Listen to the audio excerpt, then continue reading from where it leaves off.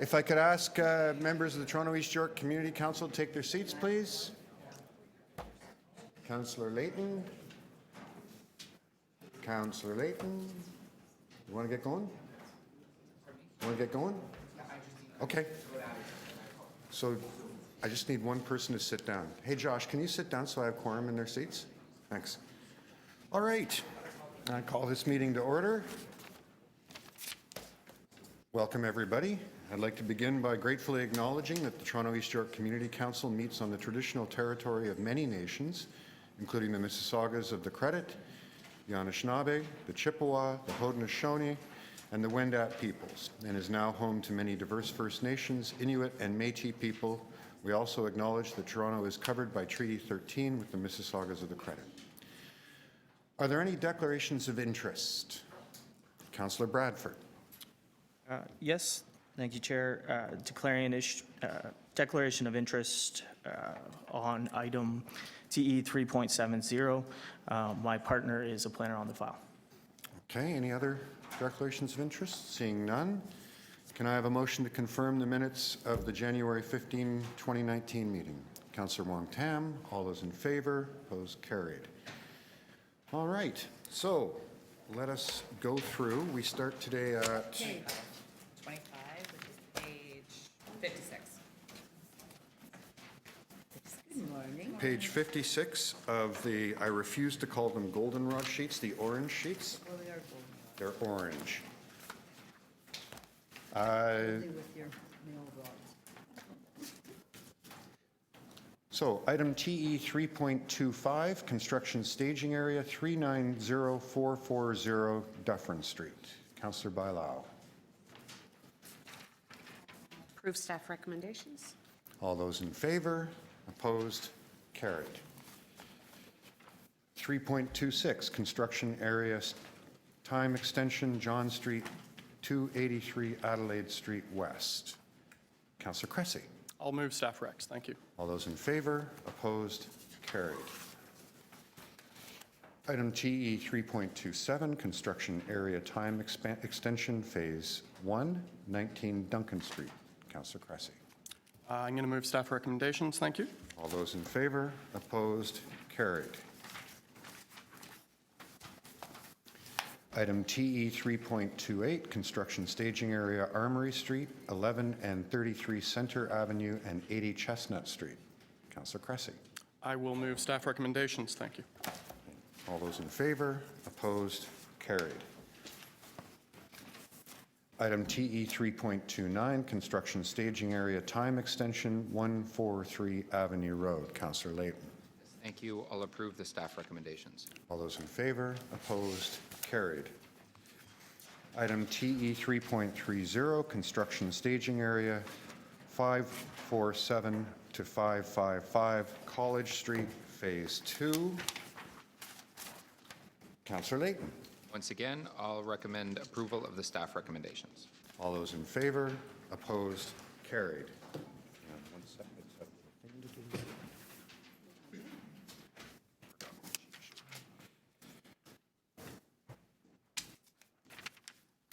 Moving right along, item TE 3.31, construction staging area 20 Edward Street. Councillor Layton. Yes, I will approve the staff recommendations. All those in favor, opposed, carried. Item TE 3.32, construction staging area 387 to 403 Bloor Street East. Councillor Wong-Tam. I will move the staff recommendations. All those in favor, opposed, carried. Item TE 3.33, construction staging area Granby Street, 389 Church Street. Councillor Wong-Tam. I move the staff recommendations. All those in favor, opposed, carried. Item TE 3.34, construction staging area 48 Power Street. Councillor Wong-Tam. I will move the staff recommendations. All those in favor, opposed, carried. Item TE 3.35, construction staging area Victoria Street to 15 Shooter Street. Councillor Wong-Tam. I will move the staff recommendations. All those in favor, opposed, carried.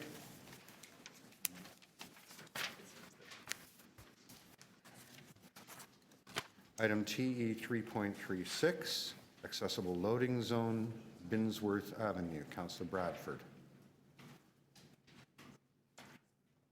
Move the staff recommendations. All those in favor? Opposed? Carried.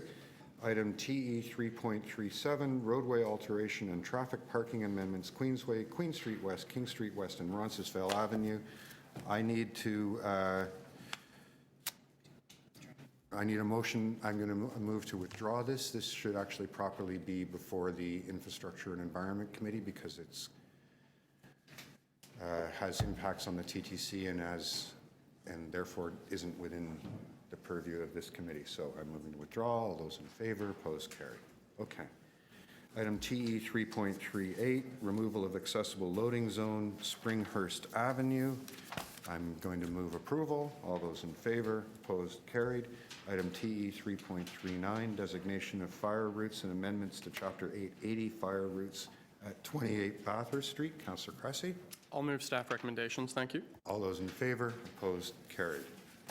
Item TE 3.40, designation of fire routes and amendment to Chapter 880 fire route for 8 York Street, 208 and 218 Queens Quay West. Councillor Cressy. I will move staff recommendations. Thank you. All those in favor, opposed, carried. Item TE 3.41, extension of permit parking hours, Springdale Boulevard. Councillor Bradford. Move staff recommendations, please. Okay, all those in favor, opposed, carried. Item TE 3.42, parking regulations, McKay Avenue. Councillor Bylaw. Have to defer this for another month. Apologize. Okay, so that next meeting is? March 19th. Okay, so there's a motion to defer it to the March 19th meeting. All those in favor, opposed, carried. Item TE 3.43, additional parking amendments, construction staging area, 77 to 83 Mutual Street. Councillor Wong-Tam. I would move the staff recommendations. All those in favor, opposed, carried. Item TE 3.44, parking amendments, Carlaw Avenue. Councillor Fletcher. Thank you. I'll approve the no standing area, staff rec. All those in favor, opposed, carried. Item TE 3.45, installation removal of on-street accessible parking spaces, January 2019, non-delegated. Do I have a mover? Councillor Matlow. All those in favor, opposed, carried. Item TE 3.46, installation removal of on-street accessible parking spaces, January 2019, delegated. Do I have a mover? Councillor Matlow. All those in favor, opposed, carried.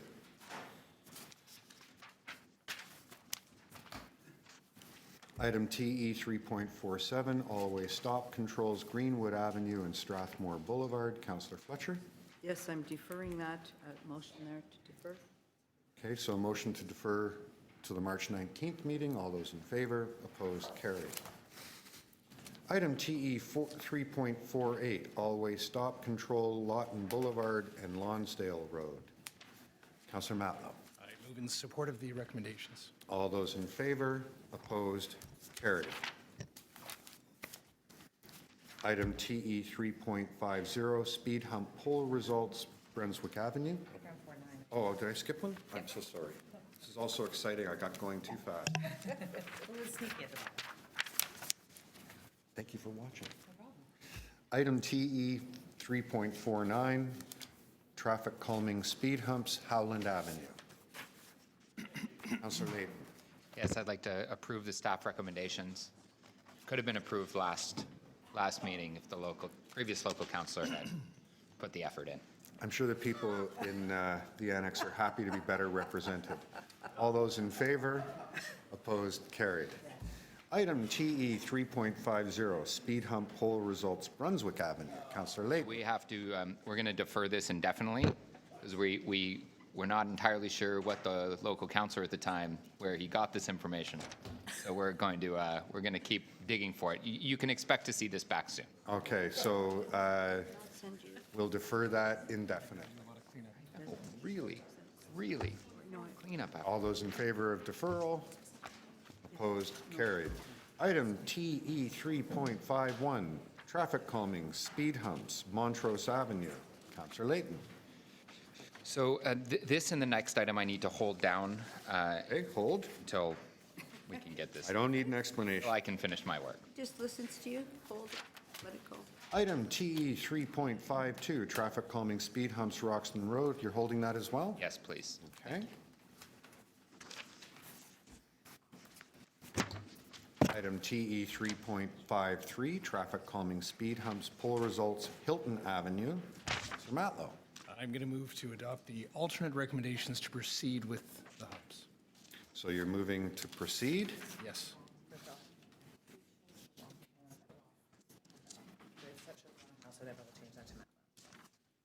Oh.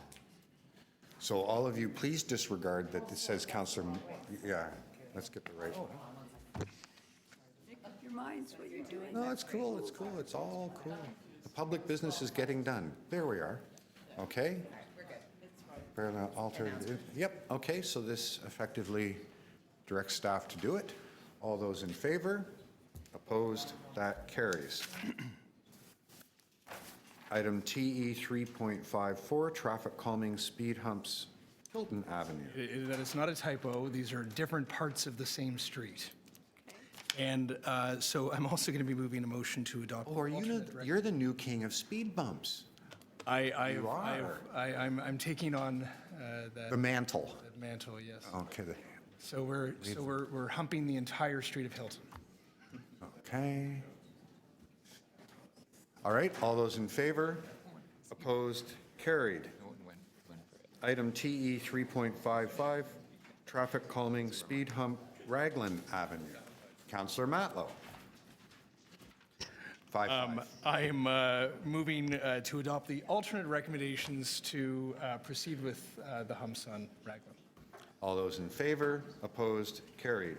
Item TE 3.56, traffic calming, speed humps, Glebholm Boulevard. Councillor Fletcher. Thank you very much, and I'd like to, where did that go? Install, approve and install, please. So we have a motion to install. All those in favor? Opposed? That carries. It's like the machines do the thinking for us.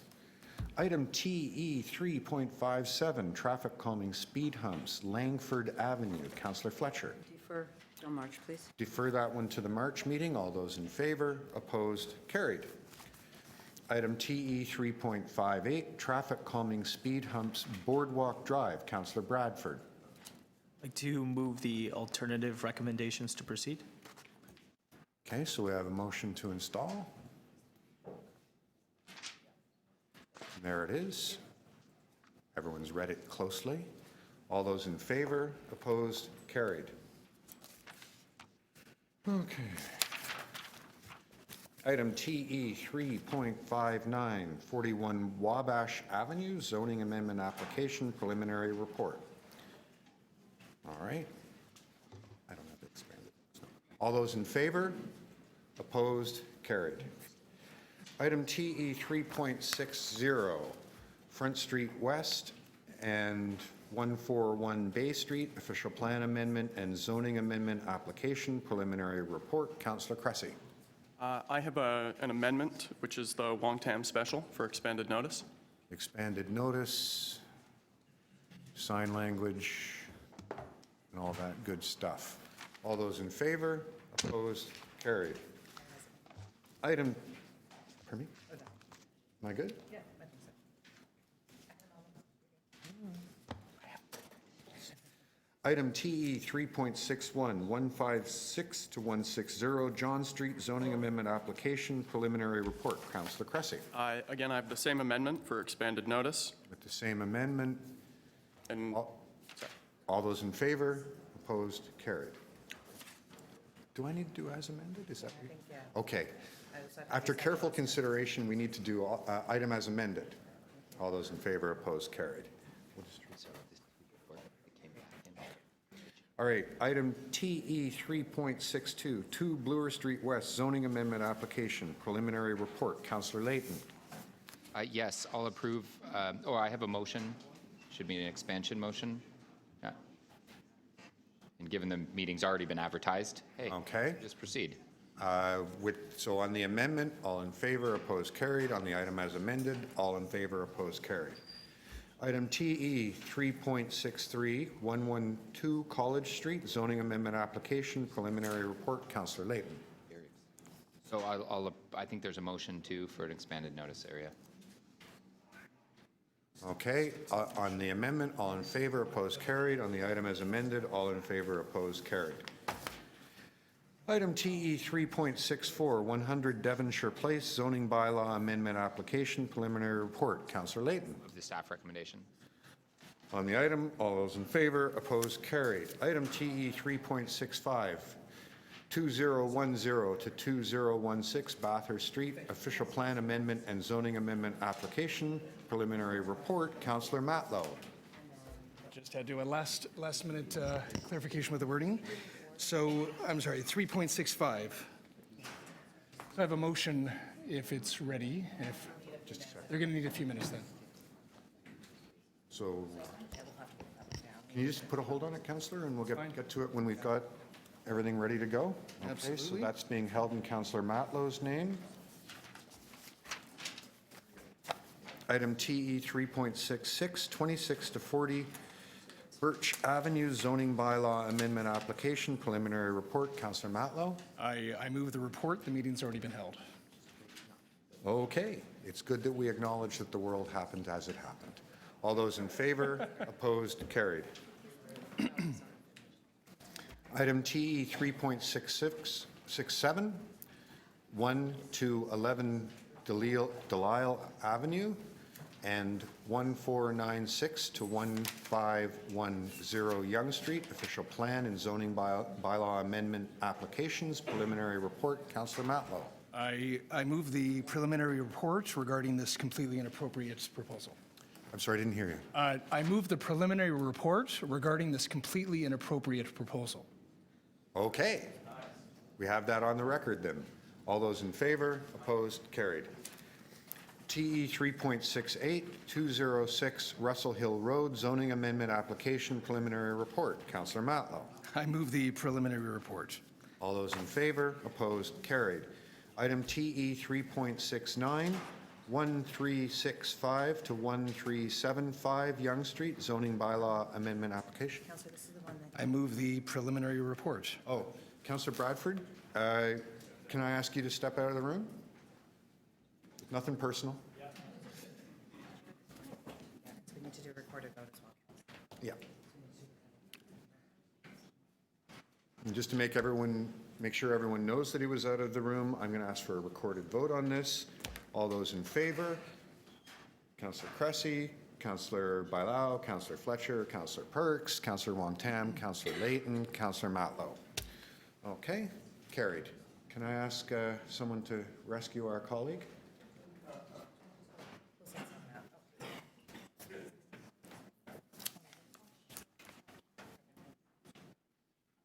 You wouldn't believe what we got up to while you were away.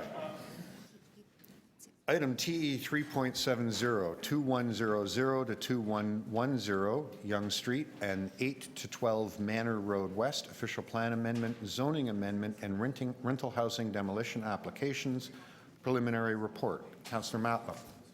Oh, did I get them wrong? Is that on two of them?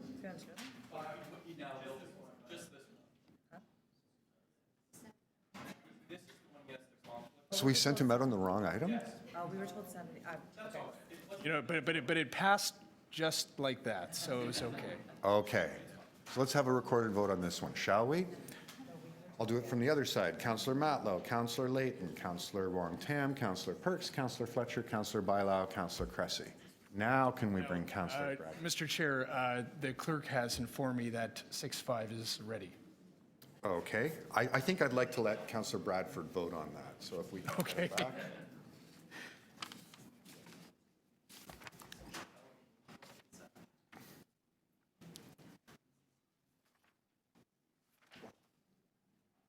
Everyone's so quiet today. It's nice. Okay. So we have item 6, going back a bit to item 6.5. So I have a motion to amend the recommendations.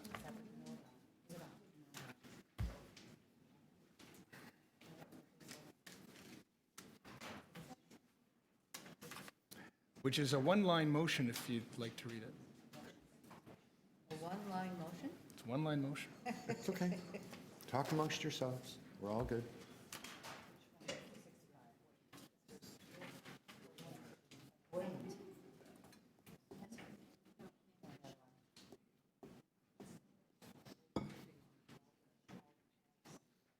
I'm going to take advantage of this lull in the workload and remind councillors to have their motions into the clerk with plenty of time in advance so that they can be prepared and we don't get out of order.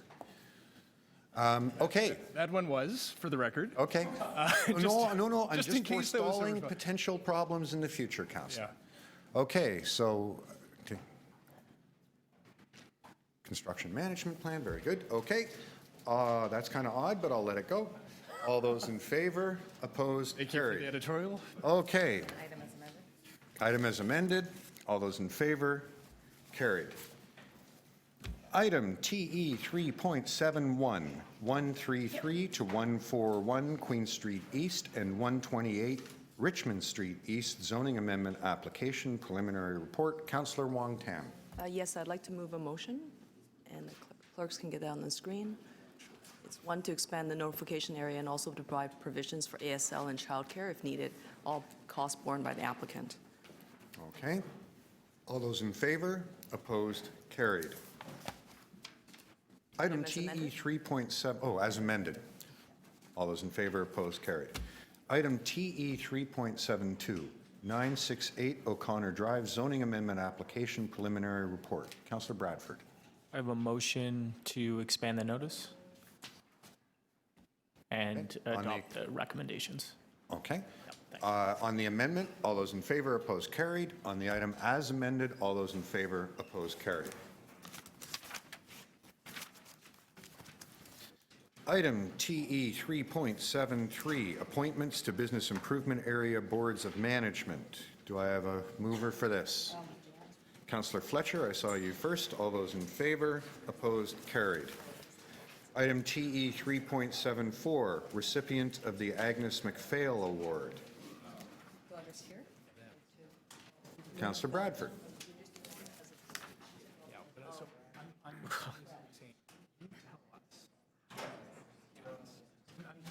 Oh, okay. Councillor Fletcher, do you want to do it? Councillor Bradford and myself, representing this part of the old borough of East York, are submitting the name of Karen Fraser, Okay. the recipient of the 2019 Agnes McPhail Award. Okay, so you know what? This is kind of an important one. I would like a recorded vote on this.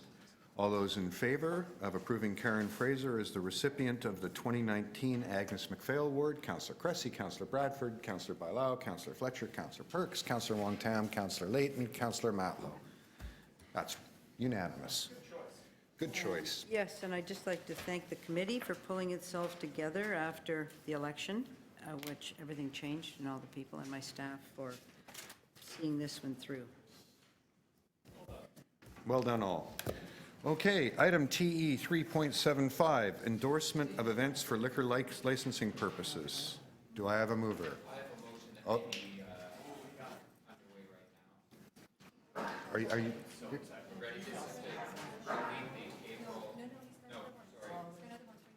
Okay, so we've got a couple of motions, so I'm going to hold this in the name of the chair and we'll return. I know, but there's more than one motion, Councillor, so I'm going to hold it while the clerks organize the work. Moving right along. So we're done up to that point. So then it's we either go to the time. So we're on the, this is new business now. We're going back. Okay, so I need a motion to introduce new business. Hang on. Items 76 through 87 inclusive. You might note, councillors, that not all of those are on your orange sheets. Some of them have been pre-circulated on these pink sheets. This is to introduce. All those in favor of introducing those motions? Carried. Okay. Some of them are in the orange Some of them are, no. Some are in the orange sheets, some are on the pink sheets. We're going to do the orange ones.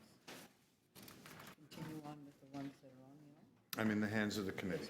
You'd like to continue on with the ones that were pre-circulated? Yeah. So that would be 76. items 76 through 80 inclusive. Okay, item TE 3.76, authority to enter into a heritage easement agreement, 1204 Queen Street West, the Gladstone Hotel. Councillor Bailao.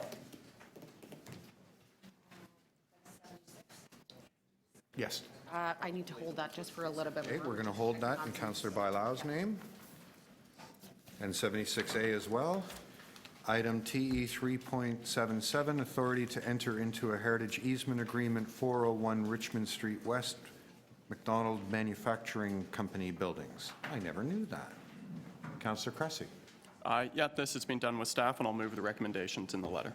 All those in favor? Opposed? Carried. Item TE 3.78, 1151 Queen Street East Community Consultation Meeting.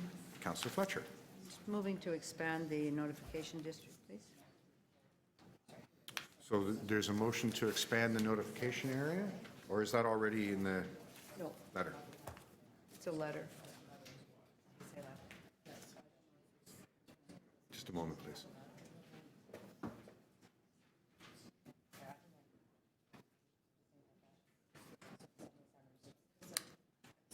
No, that's fine. We have to get it right.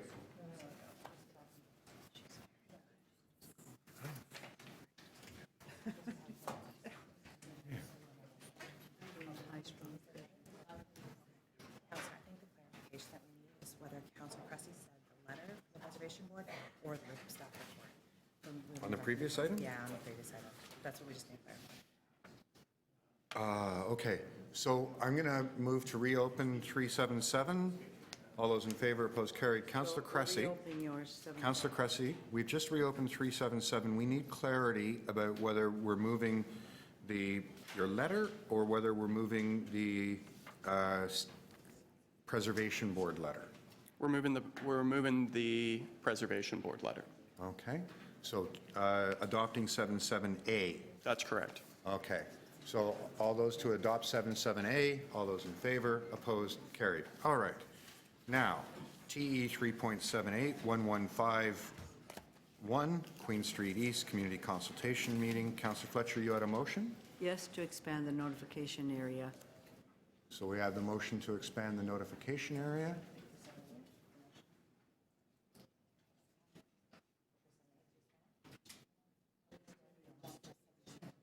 Can I ask you to hold that, Councillor Fletcher, while we sort out some administrative stuff? Yep. Okay. Holding. Item TE 3.79, 235 Carlaw Avenue, Heritage Designation. Councillor Fletcher. Just to approve the recommendations in this letter. This is the Wrigley Building, one of the few remaining Wrigley buildings in the world, and it doesn't have any heritage status at the moment. Okay. So on the Pardon? recommendation. Oh, how about now? So this is the Wrigley Building. Even the one in Chicago was torn down. This is probably the best version, and there's no heritage designation or any heritage on it at the moment. So we will start this process for this and other heritage industrial buildings in the Carlaw-Dundas area. Okay. All those in favor? Opposed? Carried. Item TE 3.80, Parking Amendments, Spadina Crescent. Councillor Layton. Yes, this is at the request of staff. I'd like to move the recommendations in the letter. Okay. All those in favor? Opposed? Carried. So that completes the circulated agenda. Councillors, I'm going to leave the... The one on 1151. Oh, do we have that motion yet? No, she's still putting it in. They'll need more minutes. Okay, that's fine. So why don't we... Councillor Layton? Yes, my apologies. I can move items 51 and 52 now if that, That or would I be can wait helpful. until they come up in the queue. It's up to So, you. 51 and 52.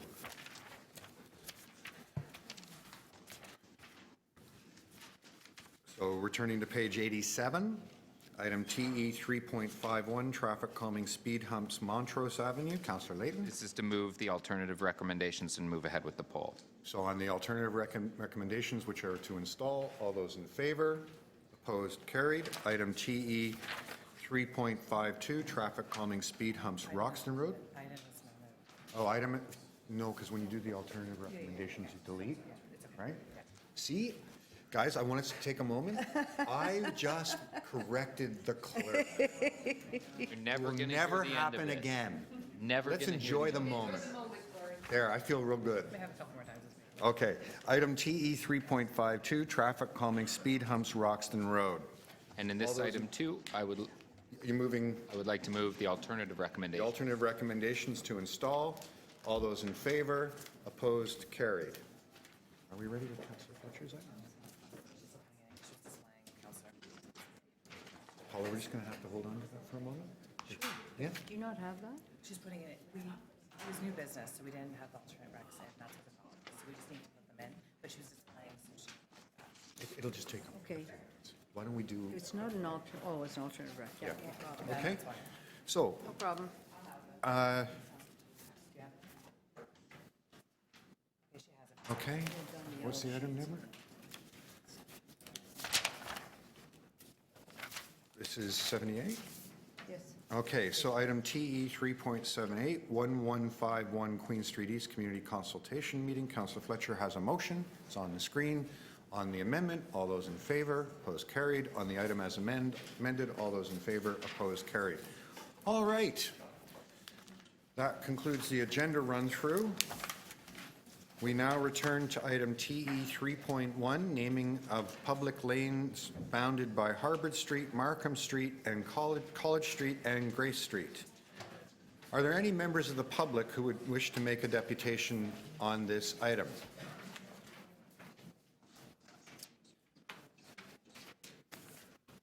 Seeing none. Councillor Layton. If I could, just spend 2 seconds reviewing some of the names that were chosen. First, I'd like to thank the Palmerston Area Residents Association for undertaking this process to have a public engagement around the naming of the laneways. We introduced it to them, and they really have taken it to a quite different level. We've got Morley Safer Lane, Wayne and Schuster Lane. They really have gone, I think, a little bit beyond what most resident associations would do, and I'd like to thank them for their time and attention on the matter, and look forward to moving ahead with this. It was a long 3-4 year process to even get to these, and it was all volunteer-led, so I think they've done a great job. Okay, with congratulations, all those in favor, opposed, carried. Item TE 3.2, naming of a proposed private street at 77 to 79 East Dawn Roadway and 661 to 677 Queen Street East. Councillor Fletcher. Yes, certainly it's very exciting to have the name of this road Baseball Place, because that used to be the baseball stadium in the city, and Babe Ruth played there. So I'd like to move that, please. Okay. All those in favor, opposed, carried. Item TE 3.33, 77 Clarendon Avenue, official plan zoning bylaw amendment and rental housing demolition applications. Final report. I have some deputants listed. First, I have listed Jeff Zeldin. Jeff, are you here? Come on up. If anyone wishes to make a deputation on this and has not registered, you can see the clerk staff over here. If you could put your hands nice and high. For this or any other item coming up, you can just register in advance with the clerk. Jeff, please have a seat. Okay. So Jeff, if you can just make sure that the microphone is lit up in front of you, is the button light lit? There you go. So you have 5 minutes to make a deputation. The clock up here will be running so you can keep track of your time. Thank you for coming in today. Thank you for hearing me. Members, if we could just have a little quiet. My name is Jeff Zeldin. I live at 29 Russell Hill Road. I am both alarmed and deeply concerned about the decisions that have been made or are about to be made regarding the neighborhood of South Hill and 77 Clarendon Avenue and its effects it will have on Russell Hill Road, south of St. Clair. To allow an existing 5-story apartment that's 68 feet to be replaced by a 5-story condo over 80 feet, this does not fit in with a mix of older residential homes. This property does not face Avenue Road or St. Clair, where precedents have been set in the past. Russell Hill Road is a beautiful, winding, tree-lined street in a ravine setting that is over 120 years old. It also has serious infrastructure issues.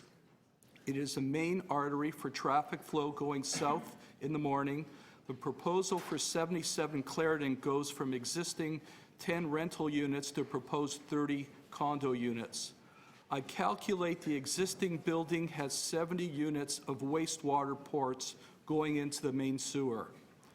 Taking into account existing toilets, sinks, dishwashers, and washing machines. By expanding to the proposed 30 units, this is equal to approximately 225 units of wastewater going into the main sewer. I'm taking into account, once again, toilets, sinks, dishwashers, and washing machines.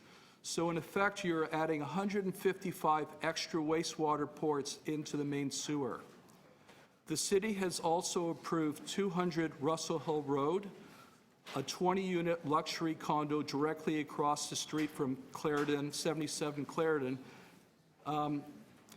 These 20 units will add approximately 140 units of wastewater ports going into the main sewer.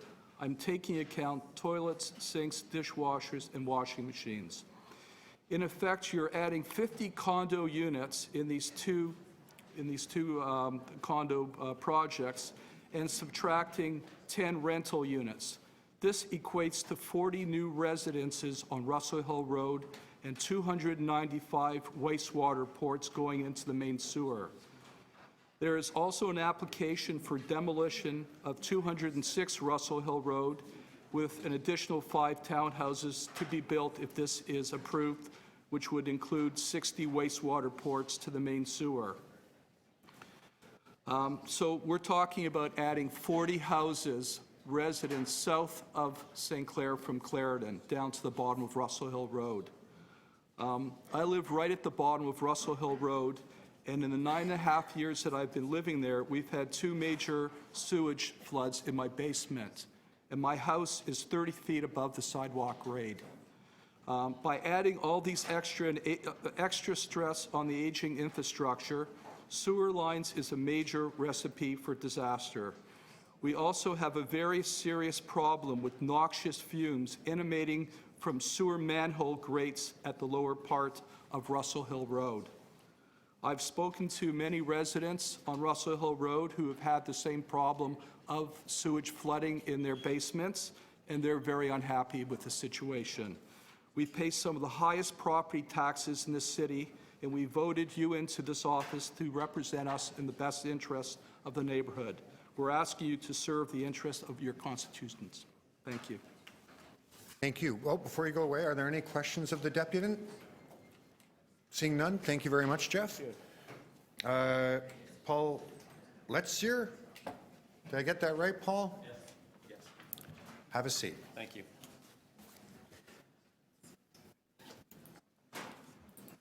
Okay, so you have 5 minutes, and you can see your time on the clock to my right. Thank you. Thank you very much. Good morning, councillors, and thank you for your time. My name is Paul Lexier, and I live with my wife and family on Bolton Drive, which is at the bottom of Russell Hill Road, a few hundred meters south of the proposed project. I have lived in the South Hill District for approximately 25 years and relish the fact that it is a quiet, leafy community, but still close to downtown. I value this uniqueness so much that I have devoted countless hours in our Residents Association in order to preserve and protect this neighborhood's character. Fortunately, you still hear of such passion from residents all over the city. However, I can assure you what you haven't heard is a proposal to construct a building of this size at an elevated site in the middle of comparable residential neighborhoods, and by that you can think Casaloma, Forest Hill, Summerhill, Rosedale, etc. This just doesn't exist.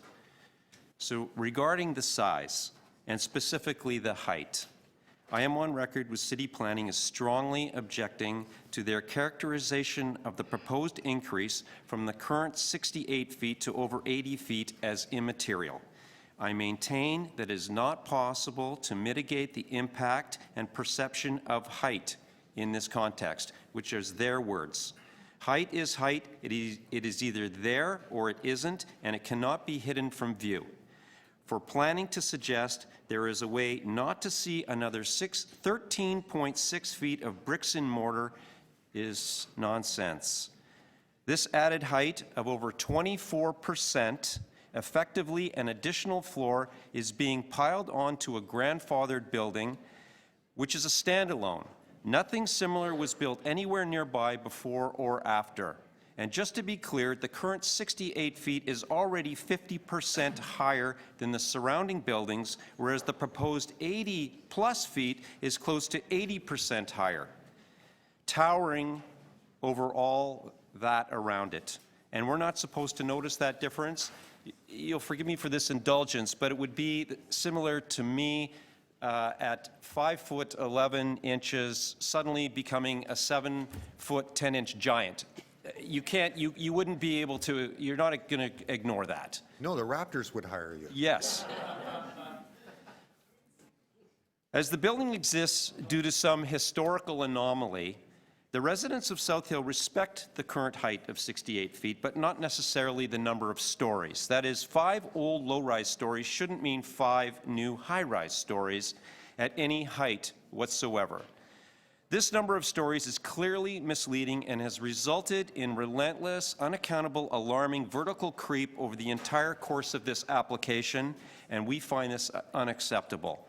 As such, our community vehemently maintains that a new building here must be no higher than the current 68 feet, and if that means only 4 stories of luxury living, then so be it. We are not opposed to development, but we are opposed to overdevelopment.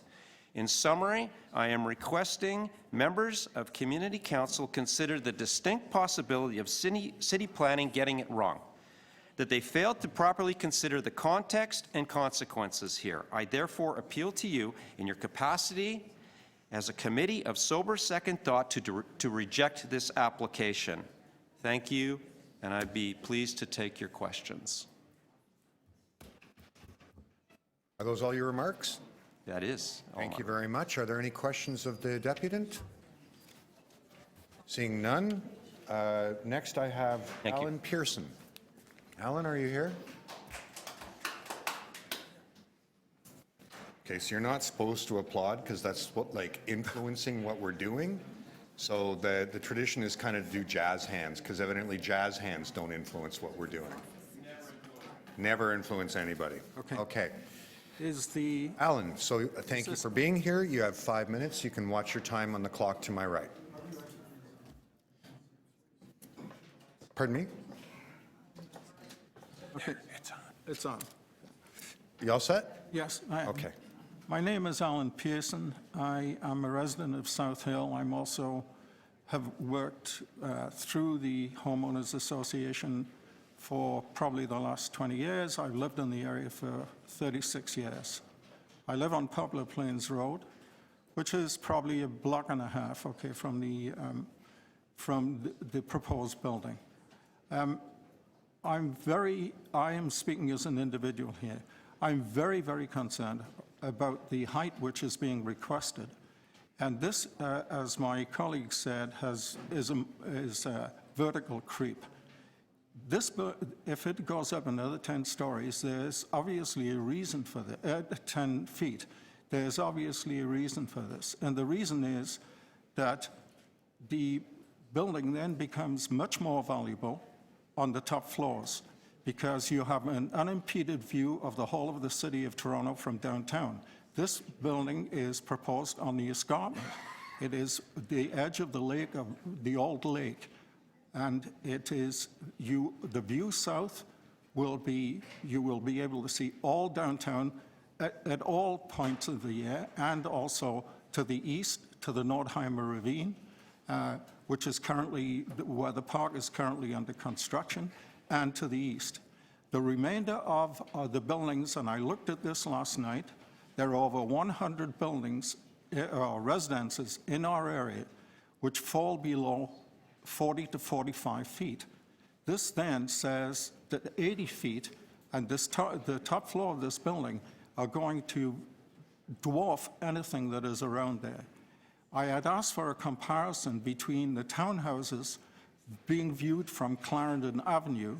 I received something from Russell Hill Road which does not emphasize at all how high this building is going to be above the current one. I really would ask you, okay, to really consider this seriously.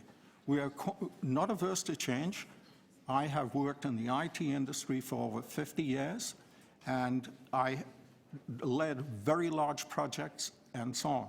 And those large projects, a large number were multi-million-dollar in the banking industry. And I worked in 3 major banks and did strategy for them. I am just asking you to really seriously take a look at what is going on, okay? Because I really feel that this will destroy our area to the north and to the west and to the east, because we have over 100 homes in there which are on large lots, and they are 5-story houses, 4 and 5 stories, and 2 and 3 stories, and they are not 5-story houses. So we're going to end up with 2 5-story houses, which are 12 feet in height. The floors in this building on this 5-story proposal right now will be 12 feet ceilings, and that will dwarf anything that is in there. My own home is around about 35 to 40 feet, and I am on a level plane with that building. So I ask you, and I ask the councillors, okay, to vote against this, and we are quite willing to sit down with the proponents and discuss what can be done, which is reasonable to our community. Thanks very much. Thank you. Are there any questions of the deputy? Seeing none, thank you for your deputation. Thanks very much. Members, I have an additional deputant listed, Stephen Alex. Stephen, come on up, sir. Hello. Welcome. I hope I got the speaker right. Okay, there you go. There you go. Okay, so you have 5 minutes. 5 minutes, okay. I'm just trying to appeal to some common sense here. I live at 105 Russell Hill Road, just around the corner from the development. I'm a developer myself, so I have nothing against development. The common sense being that this whole area is meant for townhouses. There are townhouses right next door that semis that sold for $4.8 million just recently, and they're 20 years old, okay? All he has to do is continue that same frame of work, $5 million townhouses, 10 of them. So instead of the guy, George Grossman, instead of having his net worth go from 100 million to 120 million, to 130 million, I cut back maybe 10 million from his net worth, and he builds these wonderful townhouses that makes everybody happy. He does not need to build this monstrous construction, whatever. It's too tall. Everybody says it doesn't belong in the area.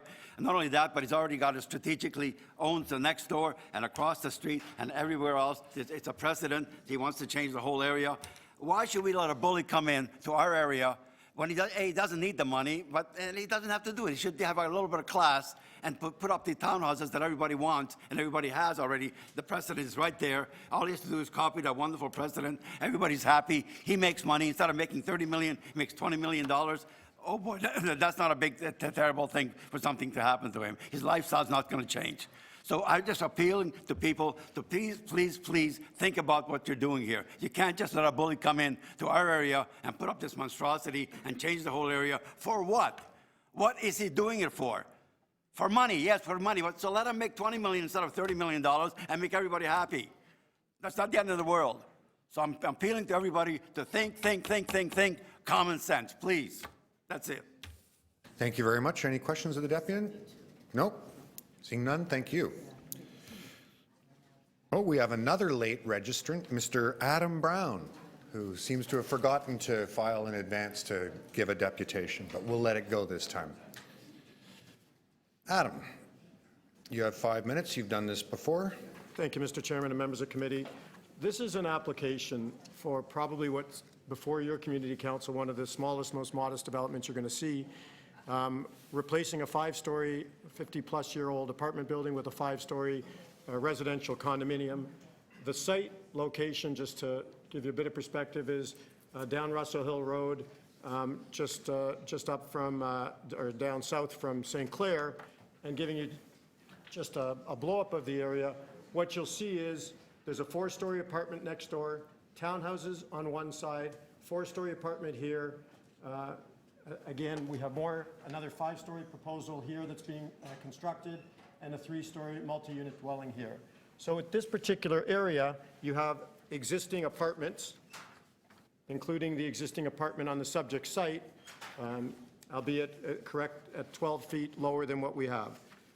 This is a process where we've gone through the process prior to the submission of the application and following since 2015. So nobody's rushed through the process.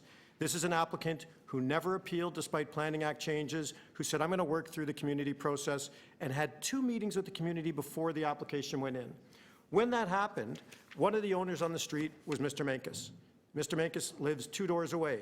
And some of the people who are here speaking to you called him and said, you live on the street, why don't you change the building from a 6-story building with almost 60 units and bring it to more of a luxury, different architectural form for the area? So Mr. Mankus called Mr. Grossman, the name was brought up, who's the owner, and said, we'll do it jointly.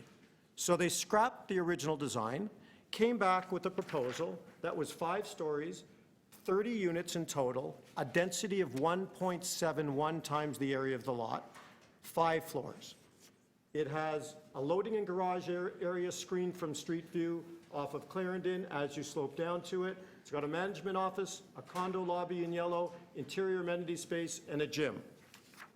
These are the statistics in terms of the changes, again, over the last 4 years, 6 to 5 stories, 54 to 30 units, 6,900 square meters to 5,437 square meters. On any evaluation that you've done in seeing applications in your area, I'm replacing 5 floors with 5 floors. There have been also increases to the setbacks to all sides that have been requested, to the rear adjacent to the 4-story apartment, and again to the other sides, both for tree protection and additional tree planting and landscaping, and a complete redesign to the design that's before you to make it look more akin to what you'll find in that area. What we've also done is we've taken the time to shoot in the existing built form and take a look for a minute. That's the existing 5-story apartment building. And people are correct. It's not as large in terms of its bulk 50 years ago as it is proposed. That's correct. We're still at 1.71 times density. This is the street. That's the apartment building on the opposite side of the street. And now what we've done is we've had a representation of the proposed building inserted into that photo. So that gives you one perspective. Another perspective is there's a little park and walkway across the street. So that's a perspective of the existing building, and this is a perspective of the proposed building. So this has been designed to try and fit in architecturally. I don't think I've had an applicant who's waited 4 years through a process for as small a building as this to proceed through the process. 5,400, just a little over that square meters in terms of total GFA, 1.71 or 1.72 times the density. And again, completely scrapped the proposal halfway through and redesigned it and actually retained a new architect and brought in one of the owners of the street because the community went to that owner and said, please become involved, and he said, I will. So this is a joint development through Mr. Grossman's company and Mankus Developments, and that happened because of the input of the community through a very lengthy process, and city staff worked diligently with a very detailed report that reviews this, again, from beginning to end. And this is a proposal that we would ask that you adopt the recommendations of city planning staff. Thank you, Mr. Chairman. Just under. Thank you. Are there any questions of the deputant? Seeing none, thank you. Are there any other members of the public who wish to make a deputation on this item? That exhausted the registered list. Seeing none, are there any questions of staff? Seeing none. Oh, Councillor Bailao.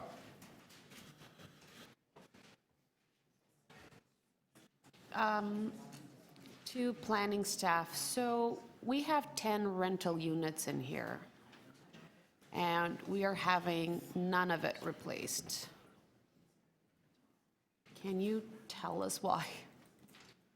So that is correct. There are 10 existing rental units on the site, none of which are being replaced, in part, or because all rental units at the time of application had rents that exceeded average or mid-range rents, so they were all high-end rental units. And our rental demolition replacement policy does not apply to buildings that are demolished that contain only high-end rental units. So if I'm a landlord, if I don't want to replace my rental units, I can just start increasing substantially the rents, and then the city doesn't force me to replace the units. Is that the policy we have? Like I said, the policy only applies to rental buildings that have affordable and mid-range rental units in them. Okay.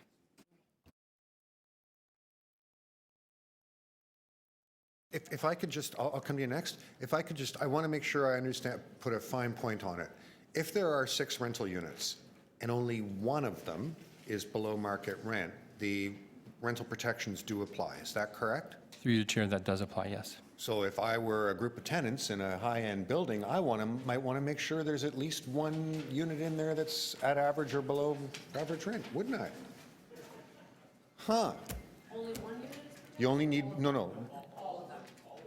If a building contains one unit, so a rental building total with 6 rental units, and one of those rental units has affordable or mid-range rents, all 6 need to be replaced. I smell a policy coming on. Councillor Cressy, do you have any questions? Okay. Any other questions of staff? Seeing on the item, this is, I've lost track. Councillor Matlow, do you want to speak to the item? So I have 2 motions. Oh, hang on. The motions aren't ready yet? How long do you think you'll be? So can I ask Councillor Matlow, can I hold this in your name for 5 minutes? Yes. Until we have the motions prepared? Yeah. And this is your regularly scheduled reminder to please have your motions in writing well advance of the item to the clerk. Okay. I have a couple of pieces of business that we can do here, routine business. I have items TE 3.88 and 3.89, which have been circulated. Can I have a motion to introduce those? Councillor Cressy, all those in favor? Opposed? That's carried. Councillor Bradford, I understand that you would like to reconsider item TE 3.72. This is the one with the notice area? Yep, would just like to expand the notice. First, I need a motion to reconsider the item. All those in favor? Opposed? Carried. Councillor Bradford, do you have a motion on this item? Yes, please, would just like to expand the notice, and we missed that in the language the first time. Okay. On the amendment, all those in favor? Opposed? Carried. On the item as amended, all those in favor? Opposed? Carried. Okay, that catches all that up.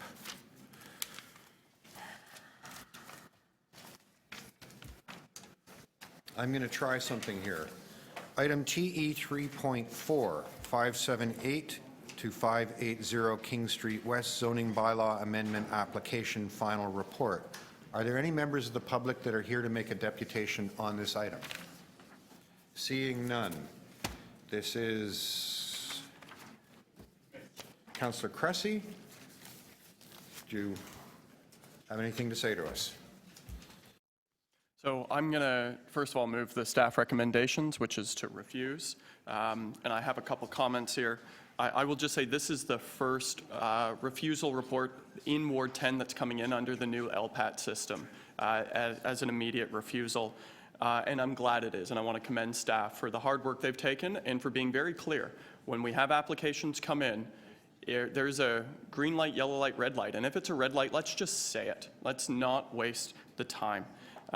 In this case, this is a King Spadina property. It's, 1996, 942 people lived in King Spadina. Today, nearly 25,000. That's a success.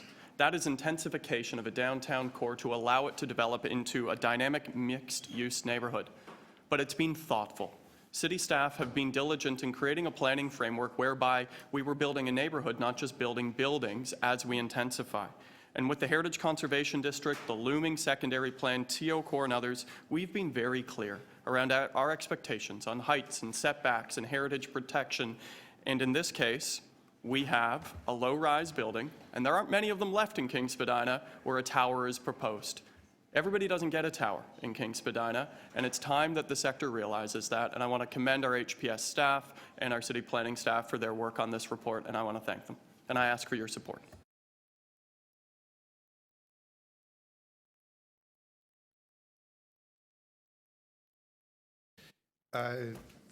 Thank you very much. Anyone else to speak to the item? All those in favor, opposed, carried. Members, I just want to clarify something. When I reminded you to move the motions, get them in advance, I was in no way impugning any particular member of the Community Council. Sometimes the work gets complicated, even if you get your motion in advance. So maybe we can get them in really in advance in the next instance. Okay. We have the right to put it in here. Yes. Thank you. We have the motions ready. Councilman. Okay, we now have come to a conclusion on 3.3. Councillor Matlow, you have some motions. Thank you. Are they ready to be put up on the screen?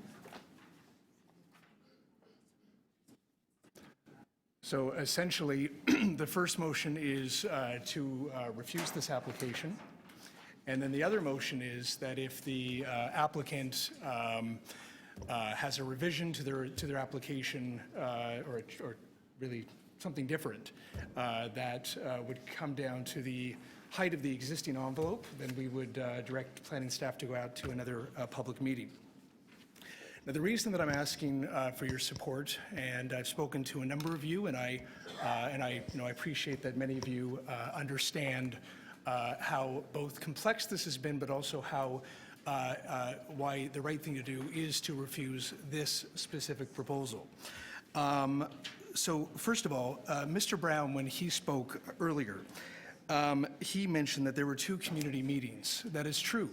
However, in both of the community meetings, the applicant heard the very same concerns from the community as you have heard today. Yes, the applicant made changes to their proposal, but it still was never in concert with certainly what the community's views were about what should be on that site. Beyond, though, just the community's reaction to this proposal, from a planning perspective, this is not an apartment neighborhood. The buildings that are there were grandfathered in a stable neighborhood for many years. And, people, whether they liked it or not, they recognized that that was the status quo and those were the heights. For an applicant to come and say, we not only want to redevelop it, and by the way, the community has never said we're opposed to redeveloping the site, but to then set a new precedent where this height is even going to go up another 4 meters is unacceptable. What it does is that it essentially allows then for the next redevelopment to go up another few meters and et cetera. And that's not something that we want to see right in the heart of this neighborhood. Moreover, we want them to continue negotiating with us in the future about bringing down the height so that they can, perhaps even internalize the mechanical plant house and do something that is more appropriate for the site. Bottom line is, this is an area that the OP designation allows for 4 stories. This is a grandfathered site for 5 stories, but 5 stories, as you know, can be different based on exactly how many feet or how many meters. And the number of feet and meters that they want is excessive. It goes from the existing height at the top of the mechanical penthouse, 19.22 meters. They're demanding 24.45. The other critical component of this for us as a city is that while yes, there was a rental building there before, and just because the rent didn't meet the threshold for where we'd have rental replacement, what I am concerned about is that all of a sudden now we're just going to have a whole bunch of new luxury condos put into this building when there could have been an opportunity to try to get more rental in this area where, we need a diversity of different abilities for people to live in this neighborhood, of different means, of different backgrounds. And that there is no opportunity for this in this building, and that's something that we want to continue negotiating. So here's something that is important about what I'm trying to do here. I want to reject this proposal because this proposal isn't the right proposal. We're not saying as a community that we're not going to accept any proposal, but this isn't the one that we can accept. Number two, the other motion is to go back to the community if there is a more appropriate and reasonable proposal that we can discuss. The other thing that you need to be aware of, if you are not, is that because of our success in abolishing the old OMB rules, this is now would go, if it's appealed, to the new LPAT. With the new LPAT, we do get another kick at the can where they would send this back to Community Council for reconsideration if there's another opportunity to see a revised proposal. So we would have an opportunity to reconsider something for the site. I ask you, both on behalf of the community, but also on behalf of what I hope would be a process to actually lead to maybe a better negotiated resolution, to support rejecting this proposal, and hopefully there'll be an opportunity to move forward with a community meeting where we can actually discuss something that would be more appropriate for the site. Thank you.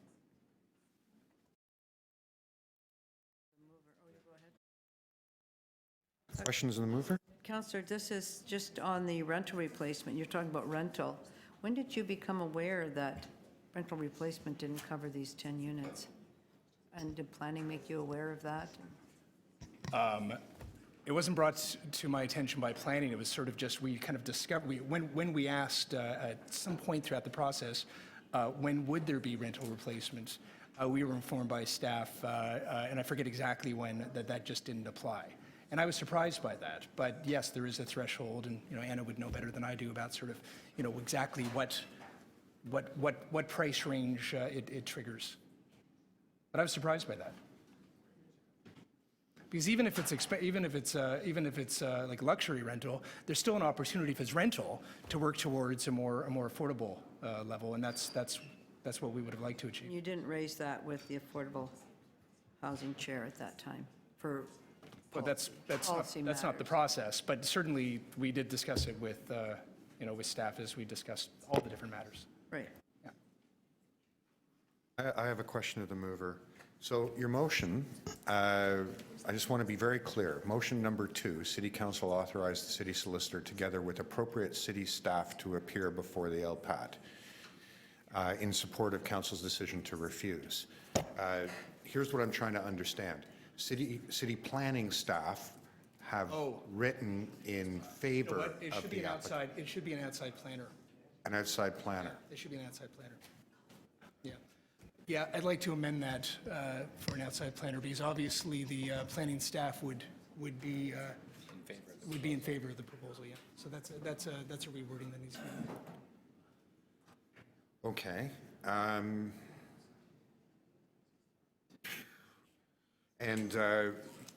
So I just want to make sure that we understand what we're doing here. I'm reading the report, and in the review, staff note that there is a 5-story building already within this neighborhood. It's a 5-story building, but it's a different height. Okay. So what we're concerned about is that even though it's called 5 stories, it's actually going up a few meters.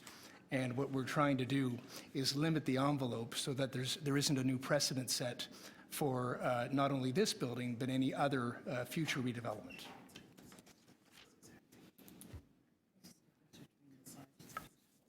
Okay, thanks very much. Any other questions of the mover? I just asked, We'll have staff work on different wording for this. Okay? what's the difference in the 5-story Oh, building Councillor Fletcher has a question. from one to the next? Meters? It's roughly 4 meters. 4 meters? Yeah. Difference? Yeah, so if... Sit down, Mr. Brown. We're in committee So now. a typical residential story and a bit.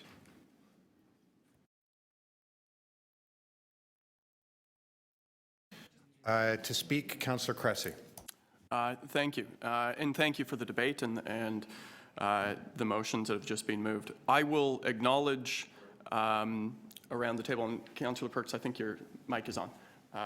I will acknowledge that I feel conflicted because there is a staff report in front of us that is supportive, and also as a councillor in downtown with a tremendous amount of development, I know that change is always very hard.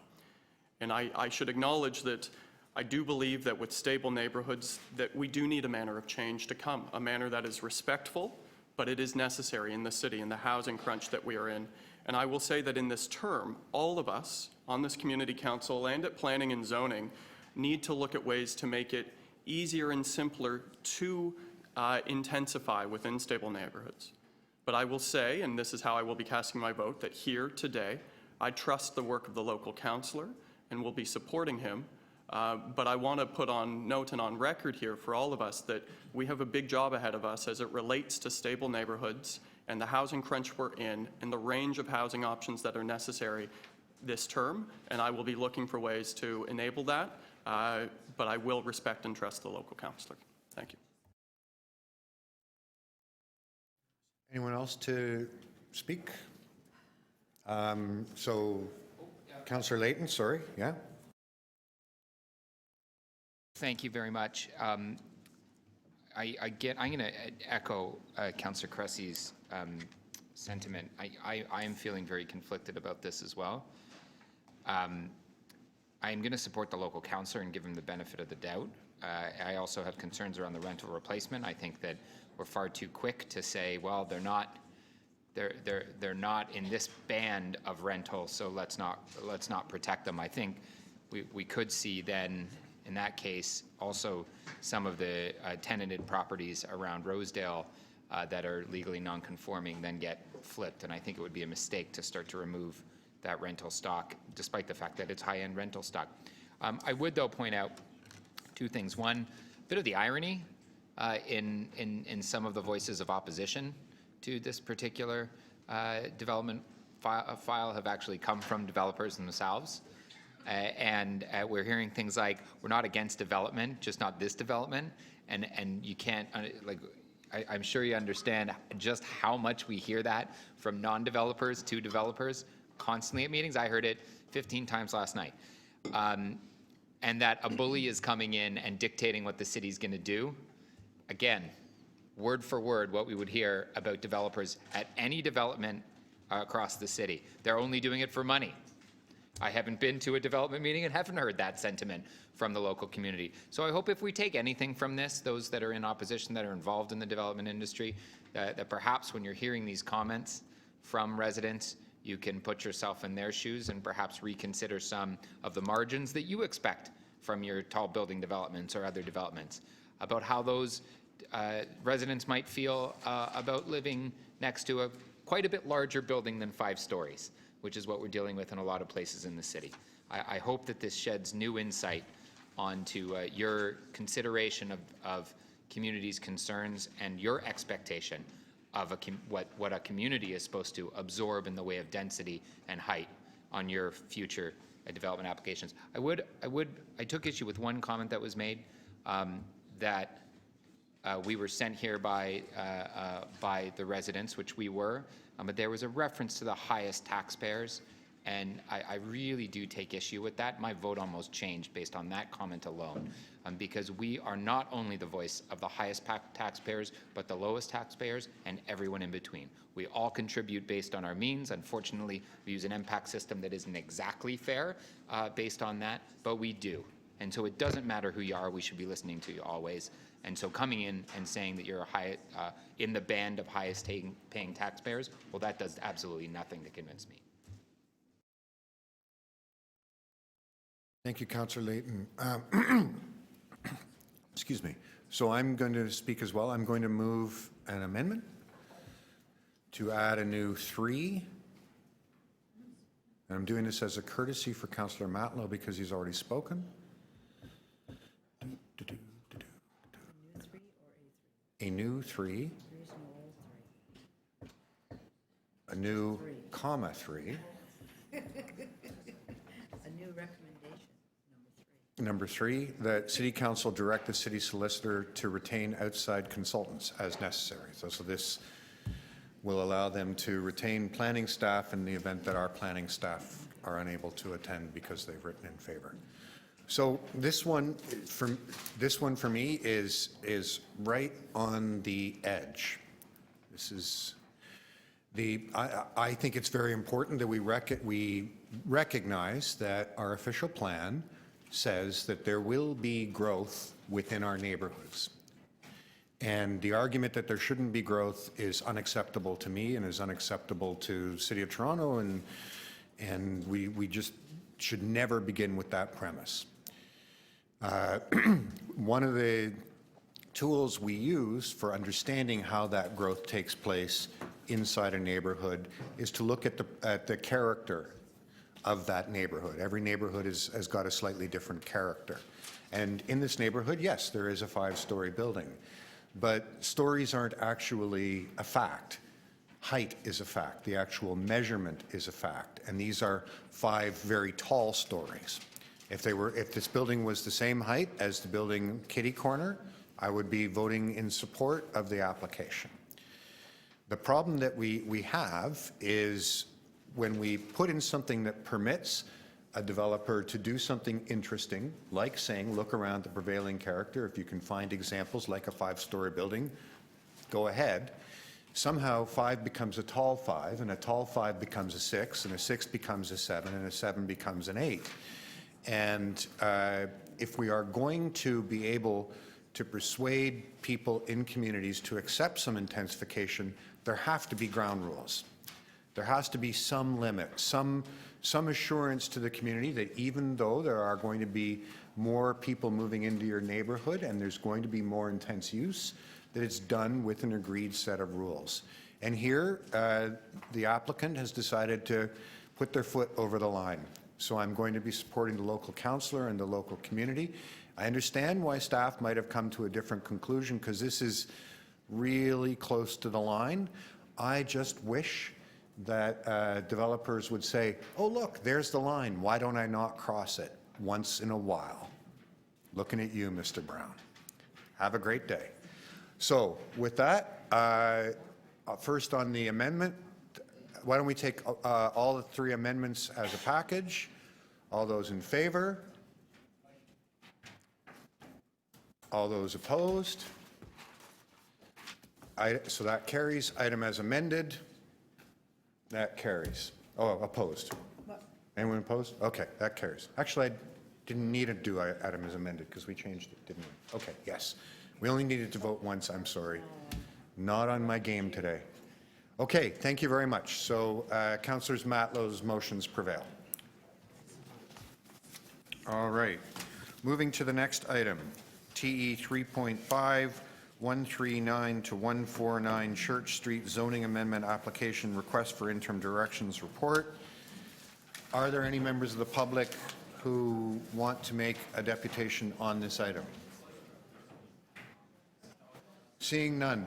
Members, I just want to make sure that you draw your attention to the fact that this is something new-ish for us, this interim directions.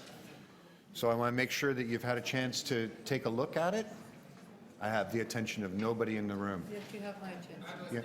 Yeah. So members, just to be clear, this is a slightly new approach, and it's a result of the LPAP backlog, which is the request for interim directions. I just wanted to make sure everyone had seen that. So I have no request for deputations. Are there any questions of staff? Seeing none. This is Councillor Wong Tam. Yes, thank you very much. If I could just ask members of the public in the room, we need to continue with our business, so could you take any conversations, Mr. Brown? Mr. Brown, could you take any conversations outside, please?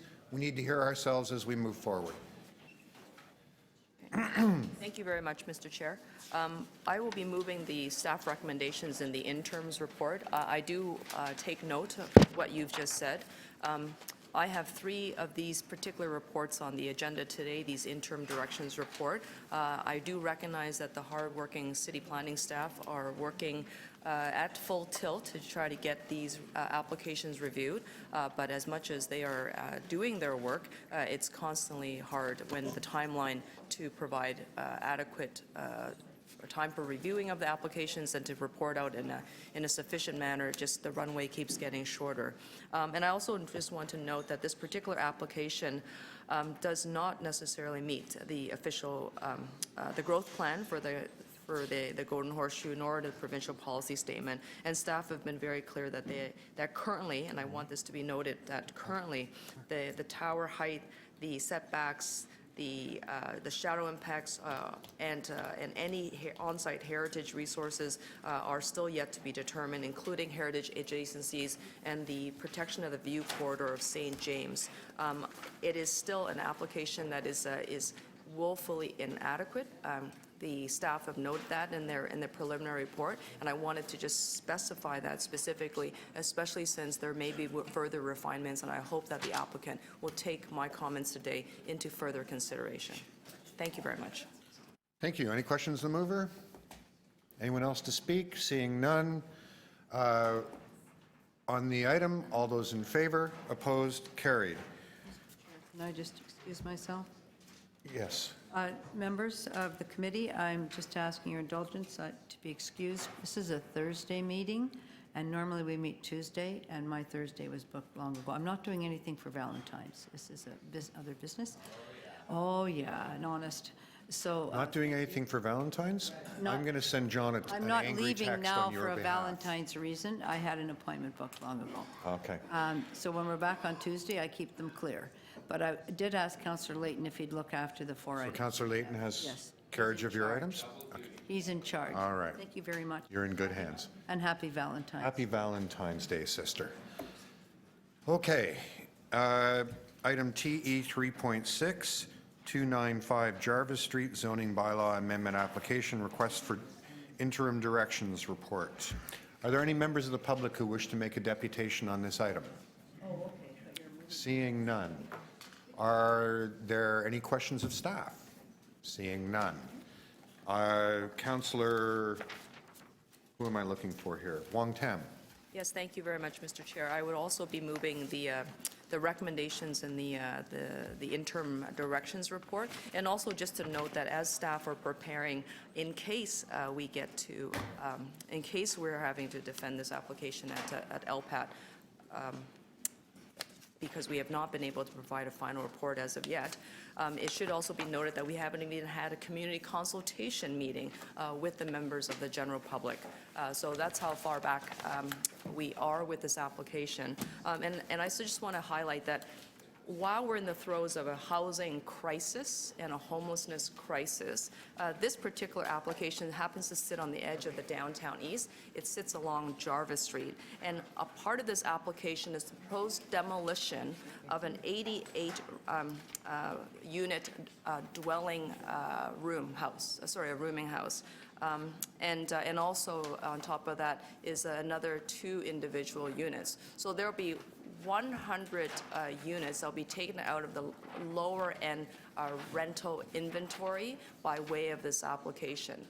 Whatever comes out of the application review, whatever comes out in terms of resubmissions, a message very clearly that has to be sent to the applicant right now is that anything coming back will have to at least meet that minimum requirement, and I would say much more, because this is the type of housing stock that we do desperately need in the city of Toronto, including rooming house facilities. On top of that, of course, there's still other key considerations that staff cannot be satisfied with right now, and that includes tower separation, tower setbacks, podium form, heritage adjacencies, and of course, as I've noted already, the supply of the diminishing dwelling rooms in the city's rental inventory.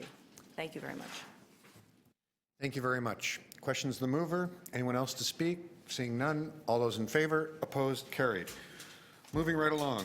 TE 3.7, 409 and 415 Yonge Street, 9 and 17 McGill Street zoning bylaw amendment application, request for interim directions report. Councillor Wong Tam. Sorry, before I do that, I do have a deputy. My bad. Mr. Ralph Silva. Hi, Ralph. Come on up.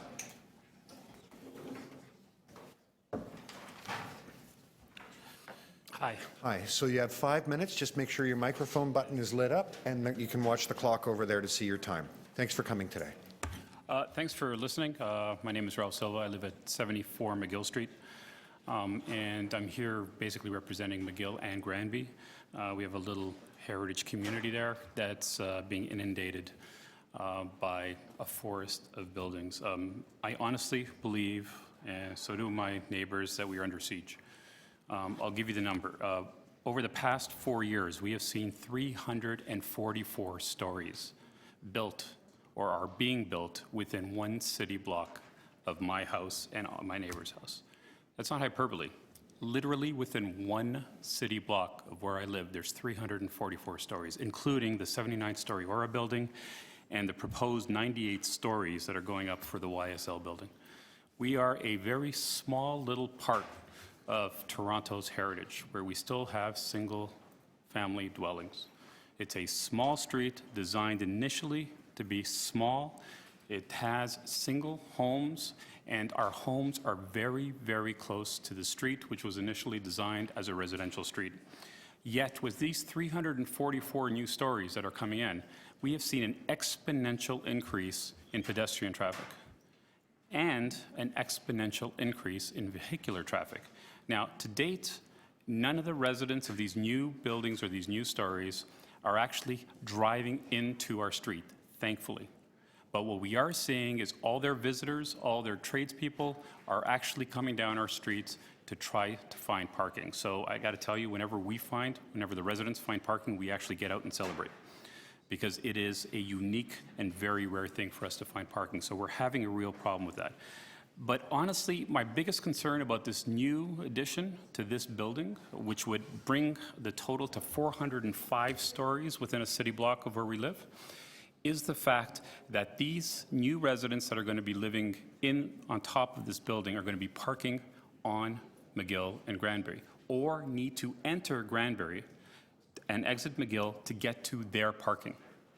Right now, it's a commercial building, which means at 2 minutes after 5 o'clock, everyone leaves. So the evenings are still relatively quiet. We put residents in that area, and our homes will be unlivable. We will have too much noise. Now remember, we are in a heritage place. I cannot, because I live in a heritage home, put a wall in front of my building. You won't let me. I can't put extended windows in front of me to protect myself from the noise. You won't let me. I can't move my bedroom. You won't let me. And the window to my bedroom is 2 meters from the street. And yet all these cars are coming down. And our garbage delivery, our garbage pickup is in midnight. We're going to add another building with residential garbage coming out there. We're going to see this coming down. I guarantee you that at some point, somebody on our street is going to be a cliche and get hit by a garbage truck because of the amount of traffic that's going down here.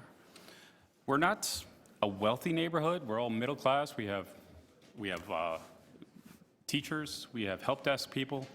I'm a news anchor and reporter. We're all ordinary people. We don't have the resources to hire lawyers. In fact, most of my neighbors can't come here because they can't take time off of work because they could be fired. So we're asking you to help us put a stop to this. And you've done this before. We have a whole series of townhouses on Granbury. And their initial application, this was a few years back, said that they wanted to put their parking garage coming out onto Granbury, and you helped us stop that, and you made sure that they put their parking garage exiting on College, on the College side. Right. The new building that came up with Ryerson, the Ryerson Research Building, you also helped us make sure that no cars would come out of, or delivery trucks would go into the Ryerson Building or out of the Ryerson Building onto McGill, onto the residential street to help us out. And we're asking you to do the same thing with this. We have no problems with development, but Ward 13 and McGill Granby has done its part.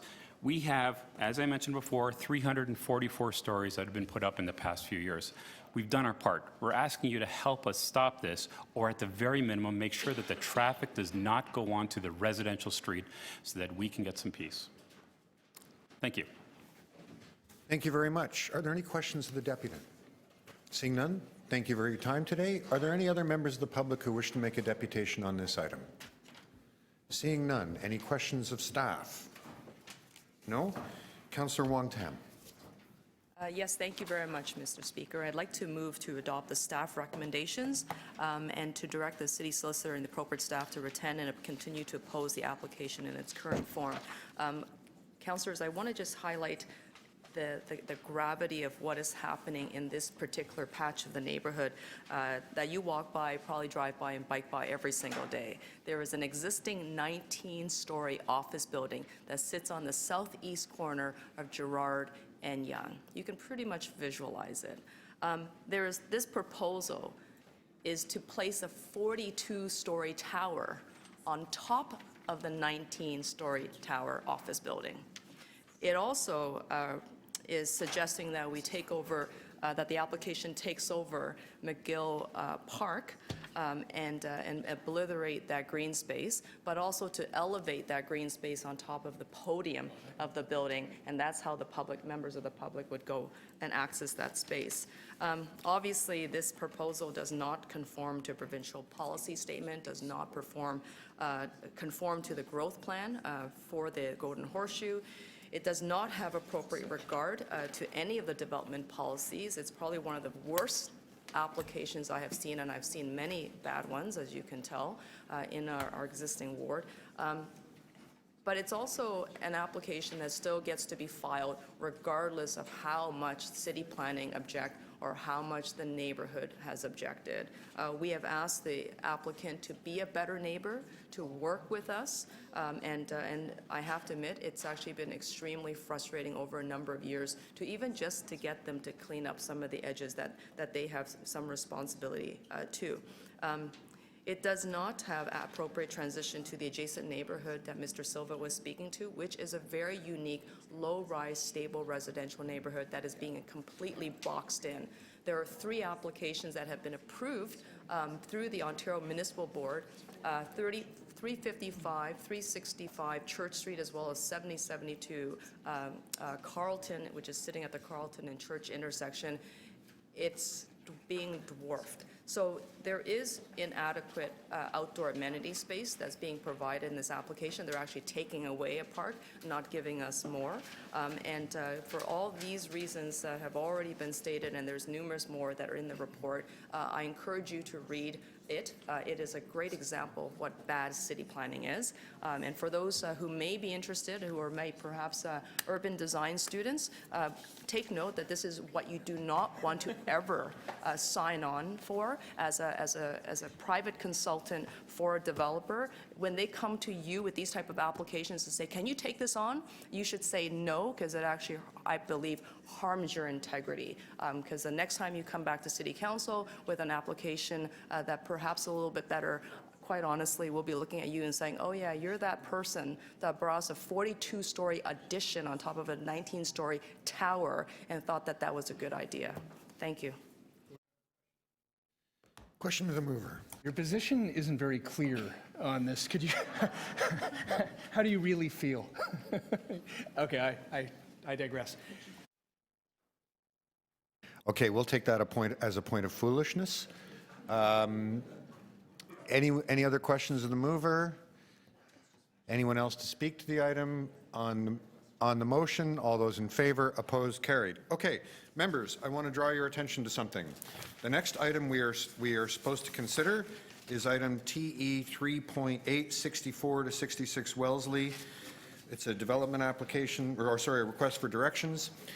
Later on the agenda, we have TE 3.15, intention to designate 64 Wellesley.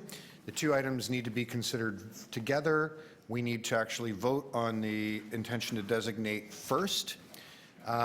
Here's the fun bit. So I have deputants listed on both. Paul, you're listed to speak to both. Will you need 2 separate speaking times, or can you handle it all in one? All in one? Is there anyone who wanted to speak to both items and needs 2 speaking times? No? Members, I propose we deal with the 2 items in terms of deputations together. Is that the will of the committee? Yes? Okay. Paul, Why don't you come on up and share your wisdom?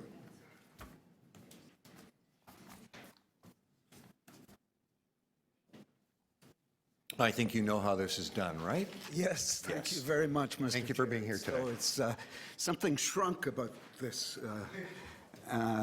but I know that the caliber of the people who have survived will sustain and represent the old city of Toronto, East York, and excellently, as you have always done. And just seeing you the other day in Planning and Housing meeting, that is a real step forward to have such an engaged involvement in planning and housing by people from Toronto and East York. It's a great thing to see. Silver lining, I guess you might say. We're talking here about Church and Wellesley, 64 Wellesley East, a four-story apartment building built in 1931 that was acquired by the owner of 66 Wellesley. That is the One Properties Company who want to build a rental building on the corner of Church and Wellesley. And as the chair of the Church and Wellesley Neighbourhood Association, we've been heavily involved in pre-application consultations with the architect and on 3 occasions at the National Ballet School to determine what should go there. And we aren't talking 4 meters more than what's there already, but we're talking 37 stories. And this, unfortunately, conflicts with what the North Downtown Yonge Planning Framework established, otherwise known as OPA 183, which was one of the early planning framework studies. And I know from being chair of the Community Preservation Panel, current planning framework studies take a great involvement in heritage. And so at the end of these studies, more and more you're seeing buildings getting listed and protected.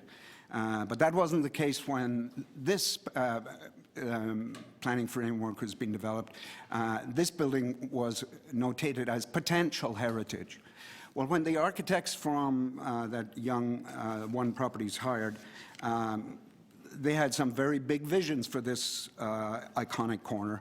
The community was very enthusiastic, but they really didn't take into account much the planning framework. And so when the application was submitted, it was around double what the planning framework had established for a building on that corner. And they said, oh, well, we need more land. And so they bought the apartment at 64 Wellesley, which had been mentioned was a potential heritage because that was the planning regime at the time.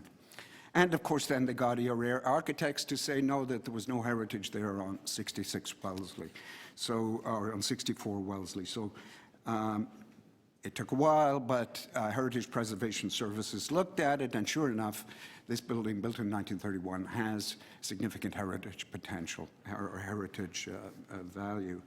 And so that's why you have this kind of rearrangement TE 3.8, which goes into the fact of the original opinion that there was no heritage, that's now superseded by the heritage designation, which passed through the Preservation Board. And when this was originally mooted, they said, well, you should really put a local, your local parkland dedication. So, they wanted to, so they put in the local parkland dedication, the last request for direction, but are taking it out now. So, long story to say that we value the things that are the prevailing character of the neighborhood. This particular building is very much in line with the prevailing character of the village. We, like the developer One Properties building a rental building because we like somebody who's going to be there for 30 years, and we are grateful for their openness in trying to make a better fist of this that will be greeted with your approval. But thank you very much. Yeah, thank you. For your deputation. Are there any questions of the deputant? Seeing none, thank you. I also have Mr. Ross Wright. Ross, come on forward.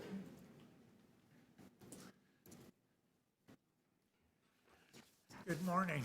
I wish to start by thanking Councillor Christine Wong-Tam for the diligence and all of the work that she put in during 2018 to propose 64 Wellesley Street East as a heritage building, and the continuing work under Mike Layton, Councillor Ward 11, for the intention to designate 64 Wellesley Street East heritage under the City of Toronto. I'm speaking on behalf of tenants that live at 64 Wellesley and have lived there for 25 to 40 years and consider this our homes, not just an apartment we're renting in downtown Toronto, but as our homes. And so we would like to remain in our homes in this heritage building as per the summary and intention of the Toronto Preservation Board and hopefully this committee for the City of Toronto. That's about all I have to say. Thank you for your comments today. Are there any questions of the deputant? Seeing none, thank you. Are there any other members of the public who wish to make a deputation on this item? Seeing none. Questions of staff? No? Councillor Wong-Tam. Yes, thank you very much, and my thanks to the deputants for taking the time to sit through the waiting period so you can have your few minutes to share your remarks with us. I want to just, number one, let's move there's three particular reports before us that are dealing with the same, the subject matter. Is it three or two? Two, sorry, my apologies. So report number 8 and report number 13. I'd like to move the staff recommendations on report number 8 and 13 and 15. Oh, sorry, 15. Yes, sorry, report number 8 and report number 15. And with report number 15 is to advance the recommendations that came out of the Toronto Preservation Board, which is to add this to the existing inventory. This particular file, this is a story about a community that has seen rapid intensification around the edges. And of course now this rapid intensification is starting to encroach into the actual Church and Wellesley Village itself.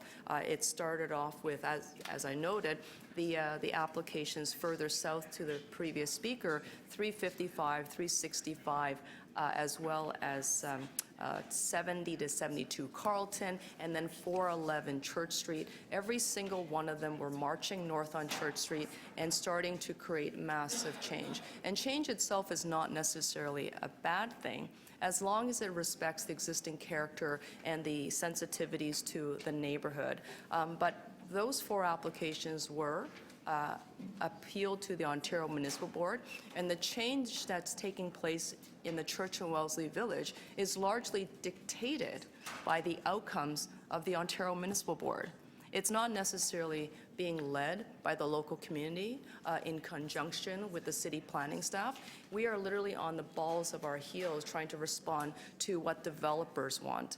And this particular, these particular reports before us is just one move from the community, from myself, from city planning, as well as the Preservation Board, to say heritage and cultural context does matter. It's important for us to preserve what we have, so therefore we can build and expand upon it. And any changes that come in the neighborhood should be appropriate, which means that if there are applications to alter and demolish that structure later on, we will review it under that particular context. And it should not be the positioning of, do you want a park or do you want a heritage building? In this neighborhood, we would like to say yes to both. We also want to say yes to responsible development, and right now, we are not seeing that at the northwest corner of Church and Wellesley. And let us note that it will, this application, and if we don't move forward with this designation, and if the application is successful at LPAT, it will change the village forever in a way that we will not be able to recognize it. And I think that's what's important, and I wanted to highlight why the community is so concerned about the changing face of the village, is that it's not changing in a way that's contextually and culturally sensitive to what's already there. It's actually just removing the history and the context. And that is, that's unacceptable, especially for a population that is oftentimes erased and ignored in history books, in school books, and in politics. Thank you. Thank you. Any questions of the mover? No? Anyone else to speak to the item? Okay, members, we need to vote on item 15 first. So on the intention to designate 64 Wellesley under Part 4, Section 29 of the Ontario Heritage Act. You have your recommendations in front of you. All those in favor? Opposed? Carried. Now on item 8, which is the request for directions report in the same property. All those in favor? Opposed? Carried. Okay. Moving, so I'm going to do a little bit of administrative business. Councillor Layton, you need to reopen and reconsider 2 items. Yes, my apologies. I need to reopen items TE 3.49, traffic calming, and then TE. Okay, so let's do that one first. All those in favor of reconsidering 3.49, which is, looking for the title.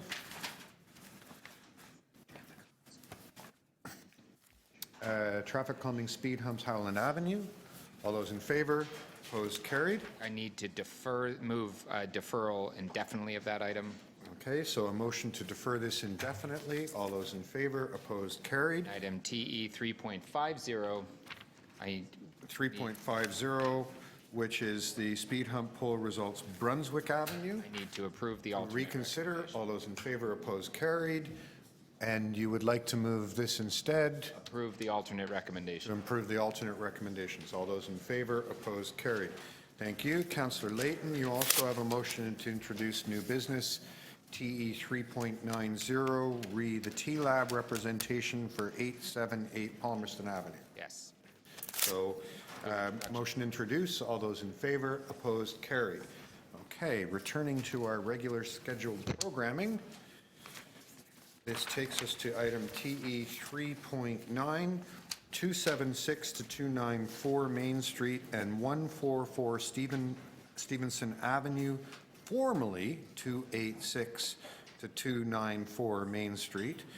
Zoning bylaw amendment application request for directions regarding the Local Planning Appeal Tribunal hearing. Believe it or not, that made sense. Are there any members of the public who wish to make a deputation on this item? Seeing none, are there any questions of staff? Seeing none, this is Councillor Bradford. Yep. What would you like to do? I'd like to move the recommendations in the report. And I have an additional amendment as well to put on the screen. Okay. Do I do those separately? No, that's fine. Now, if you wish to speak to it. Should I speak to it? If you want to. Sure. I'll just quickly say this was, want to thank the staff for their work on this agreement. This was something that was underway with the previous councillor, and they've reached, they have an agreement in the report. Am I able to ask questions of staff at this point? I missed it. Nope. No, it's committee, so we're allowed to be flexible. Indulgence of the committee to have questions of staff? Fine, okay. Just very quickly, to the planning staff, could you give me a quick summary on how the application evolved since the original submission and the settlement proposal that we have in front of us? Sorry, just as a caution, there is an in-camera report attached to this. If any of the questions relate to the in-camera report, we would have to have a motion to go in camera to do this. We don't have to do that. Alerting members so we don't accidentally. Just the stuff that's in the Okay, report. thank you. That's public. Okay, so to go through briefly the application from the original submission to the settlement proposal, it was submitted on June 30th for 2017. We did a prelim report before Toronto East York Community Council on November 7th, 2017. At that report, we had raised certain concerns in terms of height and density, as well as whether or not the proposal could meet a tower for that specific location. On December 19th, 2017, the applicant appealed their application to the local planning appeal tribunal. Following that, a community consultation meeting was held on January 9th, 2018. And in response to the appeal, staff wrote a request for a direction report, which was adopted by City Council on May 22nd, 2018. And as part of that report, City Council directed staff to continue working with the applicant to resolve our outstanding issues on their proposal. Staff attended a pre-hearing conference on June 12th, 2018, in which a hearing was scheduled for June 24th to 28th, 2019. And since the pre-hearing conference of June 12th, 2018, staff have been working with the applicant to reach a settlement. And some of the key changes to the proposal was reduced to the overall density from 12.5 to 8.6, reduction in height from 30 stories to 27 stories, improvements to the tall building setbacks, improvements to the transition to the low-rise residential neighborhood to the west, and then also providing 10% of residential units of 3-bedroom units, and to increase the sidewalk width. And we're also getting a on-site parkland dedication at 144 Stevenson Avenue, which is directly west of the site. And we're also incorporating a conservation of a potential heritage building at 292 Main Street. Very good, thank you. And one question to City Legal, can you just confirm that although the recommendations in the report are confidential, the documents in front of us show the latest settlement plans and the members of public can see those? Yes, the settlement proposal was provided on a with prejudice basis, meaning that the proposal can be public, but any recommendations or advice provided by staff with regards to that settlement offer must remain confidential. Great, thank you. So I'd like to move the motion. So I'd like to move the motion to adopt the recommendations, and I'd like to move the motion that's on the screen now with respect to the parking. Nope. Any questions of the mover? Anyone else to speak? Okay, so on the amendment, all those in favor, opposed, carried. On the report as amended, item as amended, all those in favor, opposed, carried. Thank you. Okay, moving right along. Item TE 3.10, alterations to heritage properties intention to designate under Part 4, Section 29 of the Ontario Heritage Act, and authority to enter into a heritage easement agreement for 15 Duncan Street and 158 Pearl Street. Are there any members of the public who wish to make a deputation on this item? Seeing none, are there any questions of staff?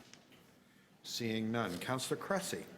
I'll move the staff recommendations. Thank you. All those in favor? Opposed? Carried. Item 3.11, alterations to a heritage property intention to designate under Part 4, Section 29 of the Ontario Heritage Act, and authority to enter into a heritage easement agreement, 49 Spadina Avenue. Are there any members of the public who wish to make a deputation on this item? Seeing none. Questions of staff? No. Councillor Cressy. Thank you. I have a technical amendment that has been provided by staff that they've asked me to move, so I can move that amendment. And with that, I can move the motion in front of us as amended.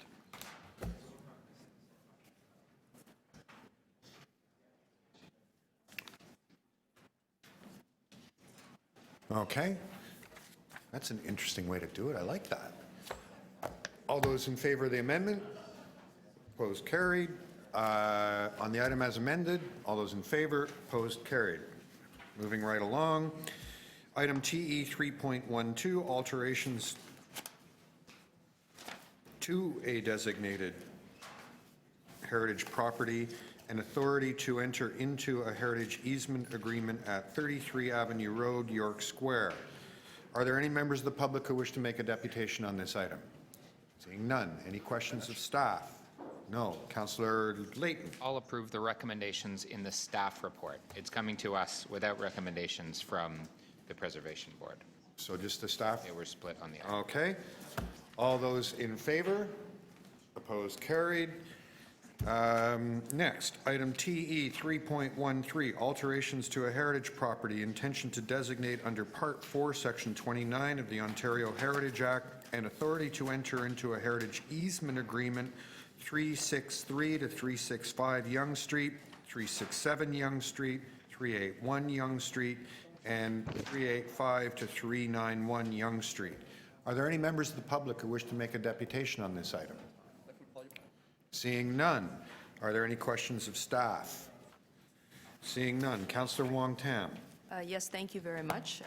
I would like to move the recommendations in the staff report, and just to alert members of council that this is a follow-up work after a settlement offer which City Council adopted in November 2018. Overall, I think that it's what we can describe it as now a fairly good resolution, because we did accept the settlement, and now that we get to work on the heritage alterations, which will result in the applicant entering into a heritage agreement with the City of Toronto. So moving forward, we'll definitely have stronger I guess, tools, tools to ensure proper preservation and retention strategies. And that, to me, is a very good outcome of what started off as a very tricky application that ended up in a fairly good place. And I believe that this is going to be a very good addition to Yonge Street. And just note my remarks and tone is very different, because this happens to be the exact corner of the 42 stories sitting on top of the 19 story. We were still able to work out a resolution, and I want to thank the heritage staff, the city planners, and even the applicant, who I believe has worked really hard with the local community, and including the downtown Yonge BIA. So Crestford, if you're out there listening, I just want to say thank you. Okay, everyone take note. An applicant was just thanked. On the item, all those in favor, opposed, carried. That brings us to TE 3.14, intention to designate under Part 4, Section 29 of the Ontario Heritage Act, an authority to enter into a heritage easement agreement 226 St. George Street. Are there any members of the public who wish to make a deputation on this item? Seeing none. Are there any questions of staff? Seeing none. Councillor Layton. I'll approve the recommendations in the report. All those in favor, opposed, carried. Okay, we've already done 15, so that takes us to 3.16, intention to designate under Part 4, Section 29 of the Ontario Heritage Act, an authority to enter into a heritage easement agreement 721 Eastern Avenue. Are there any members of the public who wish to make a deputation on this item? Seeing none. Are there any questions of staff? None. Councillor Layton, you have carriage of this? Yes, on behalf of Councillor Fletcher, I'd like to move the staff recommendations to approve the designation. All those in favor? Opposed? Carried. Item TE 3.17, demolition of a designated heritage property, 64 Woodland Avenue West. Original report title, Actions Taken Under Delegation of Authority to Deal with Heritage Matters During and After the 2018 Municipal Election, Ward 12. Good luck to all of you in following along with that. Are there any members of the public who wish to make a deputation on this item? Please, we've been feeling lonely. Do come up and share your wisdom. That's okay. If you could just simply state your name. My name is Christine Ader, and I live at 63 Woodlawn Avenue. Okay, Christine. After your deputation, we'll have one of the clerk's staff come in and do some paperwork with you. In the meantime, your microphone's on. You have 5 minutes. You'll be able to watch your time to my right here. Thanks. Go ahead. One of the main reasons for coming today is to thank particularly Councillor Josh Matlow, who I know supports the neighbourhood, who is opposed to 64 Woodlawn being demolished and the proposed 2 tall homes removing the Heritage Hill and causing a huge problem with drainage and history in this neighbourhood, which could very well be avoided, and it should be avoided. So I'd like to thank Josh. I'd like to thank the heritage people. Behind me is Deborah Scott, an architect who's given a lot of her own time. We've got many people on Woodlawn Avenue West who have donated hours and hours to trying to make sure that the next decision is the right decision. And I appeal to all those who are here to not recommend that 64 Woodlawn be demolished. The previous owners, who we knew well, spent a lot of money. They spent a lot of money making this a family home and making it secure where it is. It could be renovated. It could still afford the owner, current owner, a good profit. Woodlawn is an area which celebrates the exterior Victorian and Edwardian facades, and it could be kept as a neighbourhood which keeps its personality. And you've listened to many people say this. I'm not going to go through all the others, but I appeal that Woodlawn Avenue West is a neighbourhood and a very distinct neighbourhood, and that homes on the north side and the south side should be allowed to keep their particular historic heritage. Eden Smith was a founder of the Arts and Letters Club. It would be a tragedy and a travesty to take down one of his homes. Thank you. Thank you. Any questions of the deputant? Seeing none, are there any other members of the public who wish to make a deputation on this item? Seeing none, questions of staff? No? Councillor Matlow. So I certainly am moving the recommendations to oppose the demolition for some of the very reasons you just heard. This is an Eden Smith house. It's a wonderful example of the period revival style of architecture in the 20th century that is on display on a street which, as was just said, has a very distinct character, both architecturally but also geologically, and the topography of it is quite unique in the city. It sits above the escarpment, and you see the way that both the house is, but also the way that the hill is, really is part of our city's story. And if you lose either the house or that hill, it will destroy that part of the story on Woodlawn forever. And I invite any of you to go for a walk on Woodlawn. This is just on a personal note. I have thousands and thousands of streets, as all of us do now in our large wards. I love every one, I must say. I literally must say that.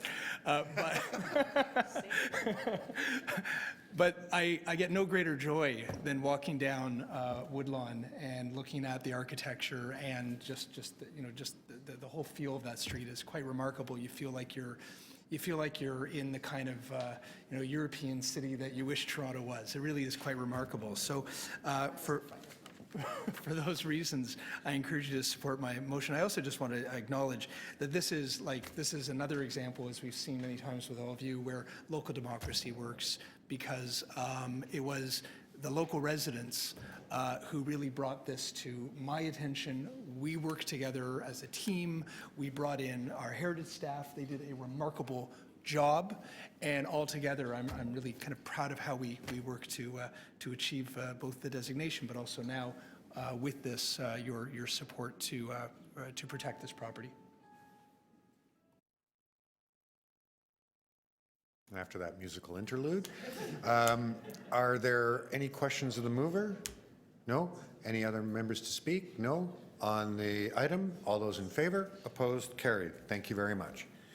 Item TE 3.18, impose operating conditions to a Boulevard Cafe permit located at 98 Portland Street. My God, we're on the Boulevard permits before noon. I can't believe it. I'm not so sure.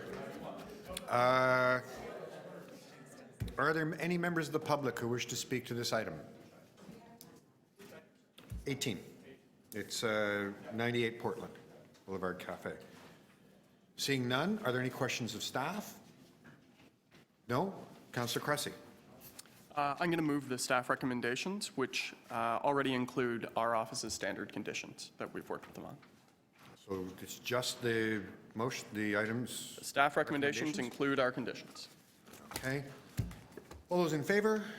Opposed? Carried. Item TE 3.19, refusal of a Boulevard Cafe permit application located at 68 College Street, Beatrice Street flankage. Are there any members of the public who wish to make a deputation on this item? Seeing none. Questions of staff? Seeing none. Councillor Layton. Where'd you go, Councillor Layton? Okay, I'm going to hold this item until we find our erstwhile colleague. And the next one is also Councillor Layton. I'm going to hold that too. I don't know, guys. We might not make lunch if Councillor Layton isn't found. That takes us to TE 3.21, refusal of a Boulevard Cafe permit application located at 744 St. Clair Avenue West, Rushton Road flankage. Are there any members of the public who wish to make a deputation on this item? Seeing none, are there any questions of staff? Seeing none, Councillor Matlow. I'm going to move in favor of the staff. I'm going to support staff recommendations. I just wanted to make a comment about this. I'm a big supporter of vibrant main streets, and I think patios are part of the culture that really contribute to an animated and vibrant main streets that I like to see more in Toronto. In this particular case, we have a combination of both a clear lack of support from the adjacent residents, but moreover, a concern around accessibility and the pedestrian clearance on the street, which just doesn't make this fit. But I hope to, work with the owner of this property or the restaurant in the future to see if maybe there can be creative solutions in the future. Because anyone who knows about Cape Hatchet knows that it's a wonderful restaurant, but this just doesn't fit in the space that has been provided, unfortunately. Thank you. Any questions of the mover? Seeing none. Anyone else to speak? Seeing none on the item. All in favor? Opposed? Carried. Okay, returning now to TE 3.19, refusal of a Boulevard Cafe permit application located at 68 College Street, Beatrice Street flankage. Yes. Any members of the public who wish to make a deputation? Seeing none. Questions? No. Councillor Layton. Yes, thank you very much. I'm moving an indefinite deferral of this item. We just need more time. We'll get it right, and we'll bring it back when it's ready. Okay, motion to defer indefinitely. All those in favor? Opposed? That carries. Item TE 3.20 to report on the issuance of a Boulevard Cafe permit located at 440 Bloor Street West, Howland Avenue flankage. Any members of the public who wish to make a deputation? Seeing none. Questions of staff? None. Councillor Layton. I have a motion for this one. It's to approve it's an amendment to the conditions being proposed by staff, and that's to extend the hours from 10 p.m. Thursday, Sunday to Thursday. Sorry, they're just putting the closed time. So it's extending from 10 to 11 during the week and 11 to 12 on weekends. The patio's been operating for a year. The original conditions that Councillor Cressy had put on were 10 and 11 with review in a year, depending on what MLS concerns and complaints came in. We've checked. None of the conditions were put on for some reason, were actually attached to the permit. So this is actually attaching those original set of conditions and extending them by the hour because we've checked and there have been no complaints. Fortunate for them, I didn't stay late some of those evenings. but I'm happy moving ahead. And there is still a condition to check in after a year to see how they're doing. And if they're not doing well, we'll pull it back. Questions the mover? Other speakers? With a mental slap on the wrist of city staff? There you go. On the amendment, all those in favor? Opposed, carried. On the item as amended, all those in favor? Opposed, carried. Item TE 3.22, refusal of a Boulevard Cafe permit application located at 1028 Pape Avenue, Cosburn Avenue, flankage. Councillor Layton, you have, oh, sorry. Members of the public wishing to make a deputation? None. Questions? None.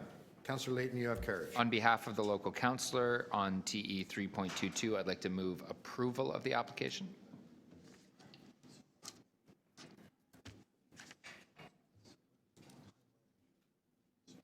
Okay. Any questions of the mover?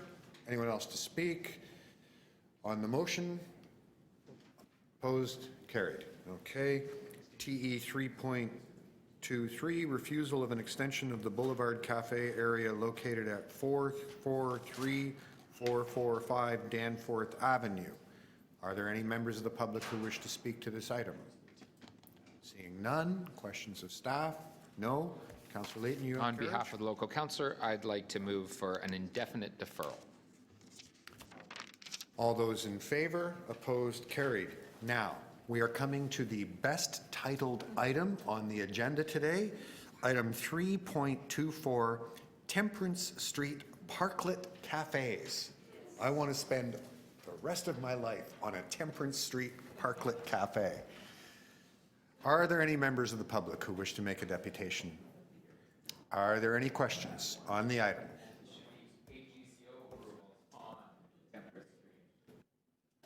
I just love this. Okay, Councillor Wong Tam. Yes, I happily move the recommendations in the staff report, and to note that you can actually spend the rest of your life on Temperance Street on that Parklet Cafe. But unfortunately, it's only seasonal. But during that season, you will be able to enjoy the coffee of Boxcar Social, as well as the good oysters from John and Son's Oyster House. All of that is a very, very wonderful move. Also note that these are parklet cafes. These are sitting on the side of the road, by the side of the sidewalk, and hopefully we'll see many more of these wonderful sort of social urban interventions to come. The first one was done on Church Street, 2013, and since then it's now become an official policy of the city. So these are the things that we welcome, so we want to see more of those. Thank you.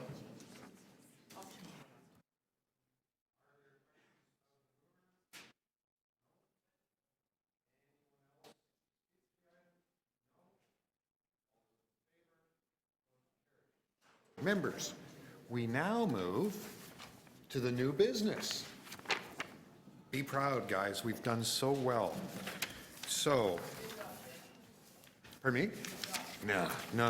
It's outstanding clerking that got us here. Okay, so I'm just going to organize my paperwork. There are all those motions from Councillor Bailão. So, first, we come to item TE 3.81. Councillor Bradford, do you have any comments that you would like to make on this? Yes, thanks very much, and thanks to the committee for accepting the request to have this on the agenda. It's very simple. I would like us to consider holding one of our meetings in East York at the Civic Center. Of course, we are Toronto East York Community Council, and I know that staff has looked at these options before, and this is just it's okay, don't shake your head yet. It's just a request to see what the feasibility would be like. We spoke with clerks, and that's something that they would be prepared to look into and report back to this committee. I would have liked to chat with all of you beforehand. It came together very quickly because we only have 10 meetings this year, so wanted to start the process now. And it's just about bringing local governance closer to the community. We have the facilities there, and would appreciate your support on this. You already approved and happy to answer any questions. Okay, any questions of the mover? No? I have some comments I would like to make, and then are there any? I'll call for other speakers after that. So, members, first of all, I want to express that if we're doing something about the way we conduct business here, I would appreciate, as the chair, having some kind of a heads up.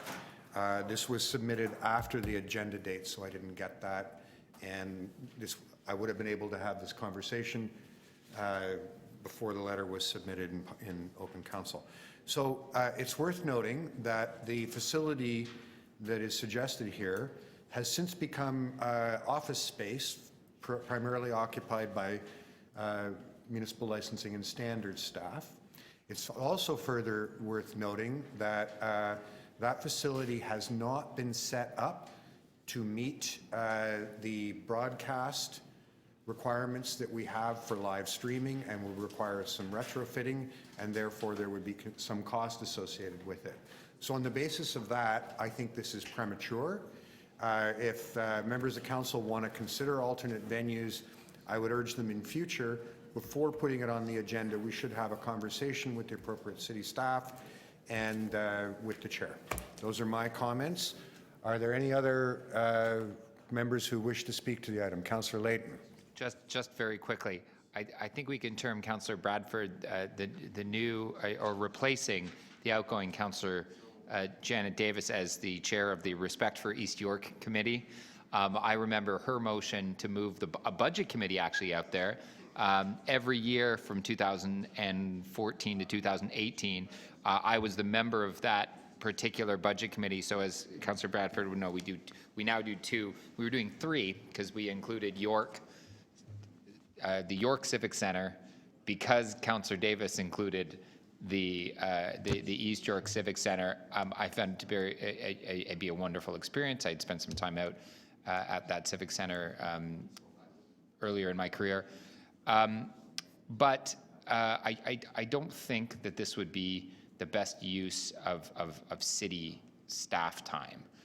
That's because one of the values of it being at City Hall is just the geographic center of the community council. Councillor Bailau's residents, my residents, would have quite a distance to go in that case, kind of twice as far going west. Some of them would probably be just as close, the folks up in Governor's Bridge, or even closer.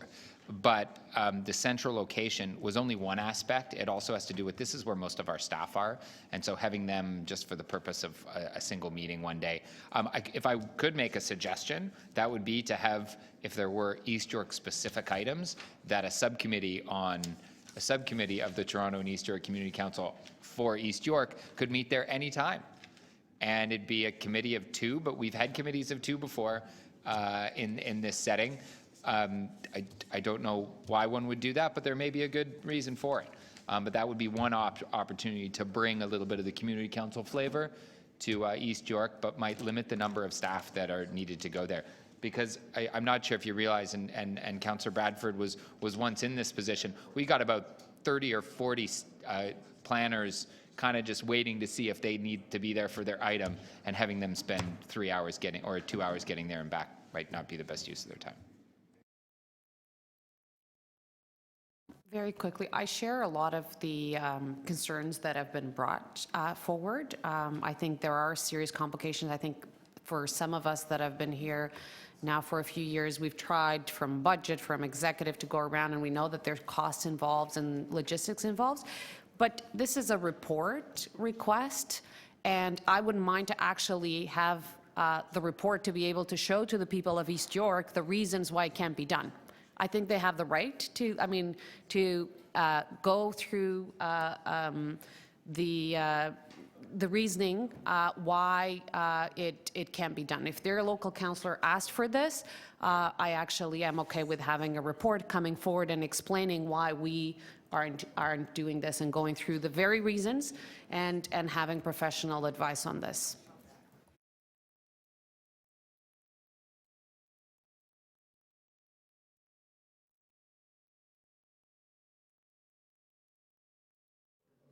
Yeah, recorded vote. All those in favor? Councillor Bradford, Councillor Bailau. All those opposed? Councillor Cressy, Councillor Perks, Councillor Wong-Tam, Councillor Layton. He's not in his seat, so that's defeated. Okay. On the next item. Oh, wait. Oh, sorry. Councillor Matlow on a point of order. I have an item T 3.21 that I would like to reopen for reconsideration and then defer. Okay. And it's the refusal of a Boulevard Cafe permit application. It's Okay. What's the municipal address, please? 744 St. Clair Avenue West. Okay.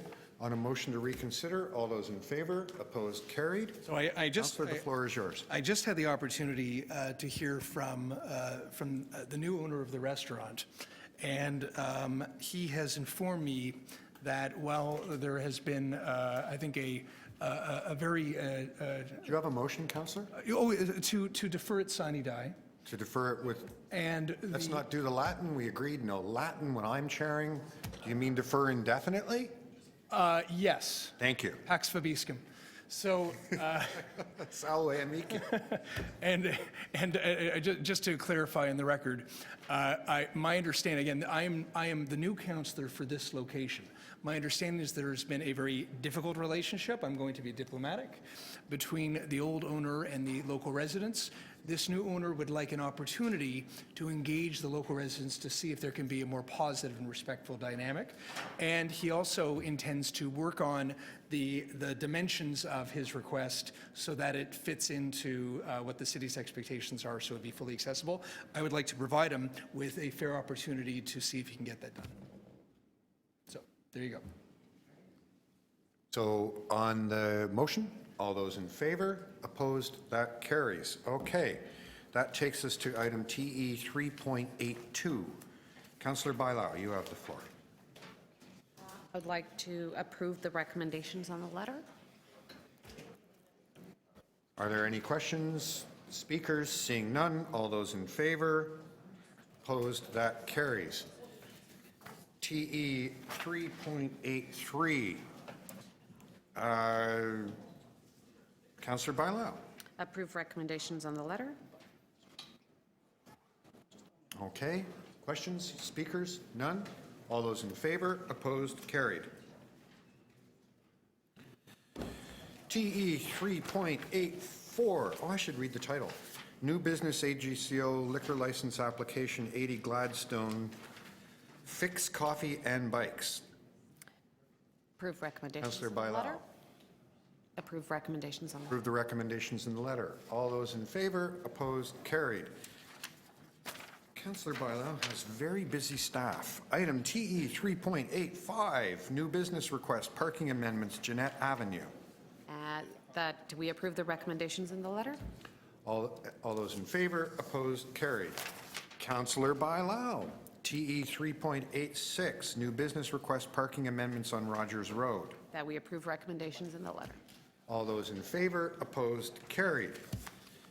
Item TE 3.87, Downtown Winery by the Glass permit application to the Alcohol and Gaming Commission of Ontario. Councillor Cressy. 87. On TE 3.88? 87. 87. I'll move the recommendations in my letter. Thank you. All those in favor, opposed, carried. Item TE 3.88, Councillor Cressy, developing principles on Ontario Place. Yeah, and I want to get just quickly for some background and context on this. So I'm first of all moving the recommendations in my letter. At our previous meeting of Toronto and East York Community Council, we set a subcommittee on Ontario Place, which the meeting is scheduled for the evening of March the 5th, that subcommittee. Since we had that meeting, since Community Council gave that direction, the province has outlined its criteria for its terms of reference that is currently, for the expressions of interest that is currently out. And so in that context, our office has been in close conversation with city planning and other departments. And given how quickly the province is moving, we feel it's important for the city to develop its own principles So for the city to engage in the conversation based on how quickly the province is moving, and city staff are already working on what they see as principles that should help to guide that conversation, and this is a formal request to make sure that report is in front of us on March the 5th. Questions? Speakers? None? On the recommendations in the letter, all those in favor, opposed, carried. Item TE 3.89226 Greenwood Encroachment Agreement. Councillor Layton, you have carriage. Yes, I'd like to move the recommendations in the letter to approve an encroachment agreement. Questions, speakers, none? Please don't. All those in favor? Opposed, carried. Item TE 3.90, T-Lab representation for 878 Palmerston Avenue.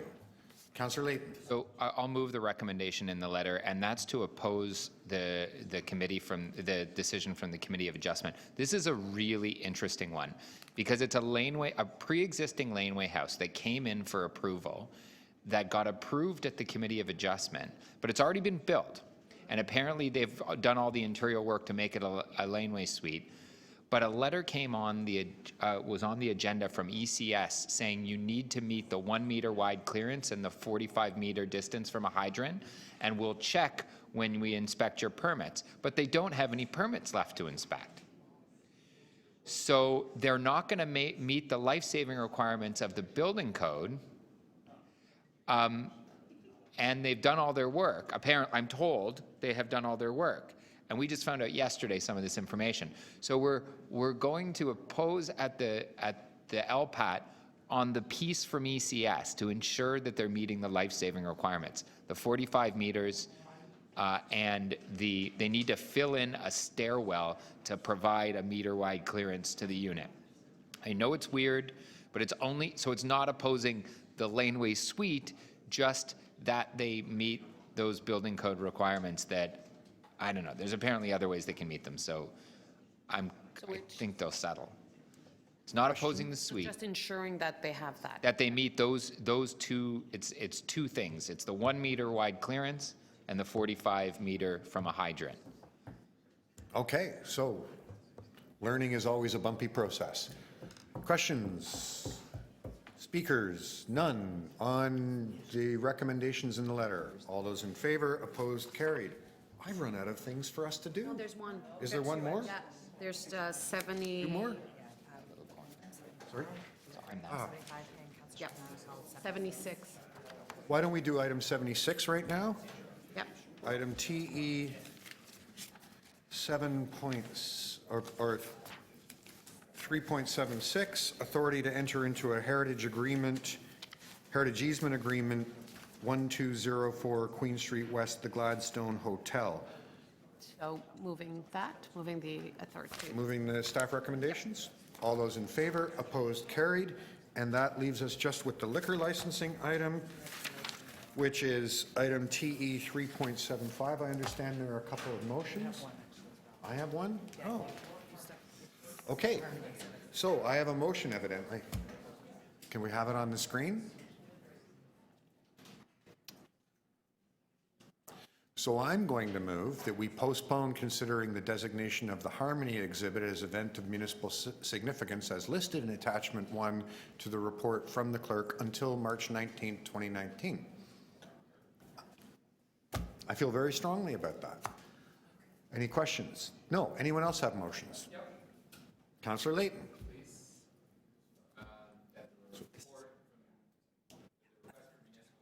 Significance in the communications 3.75.11 be approved for the following dates. These are just the March dates. This is the venue I described the last time. This would put the number of 4 a.m. extensions to the end of March already at 8.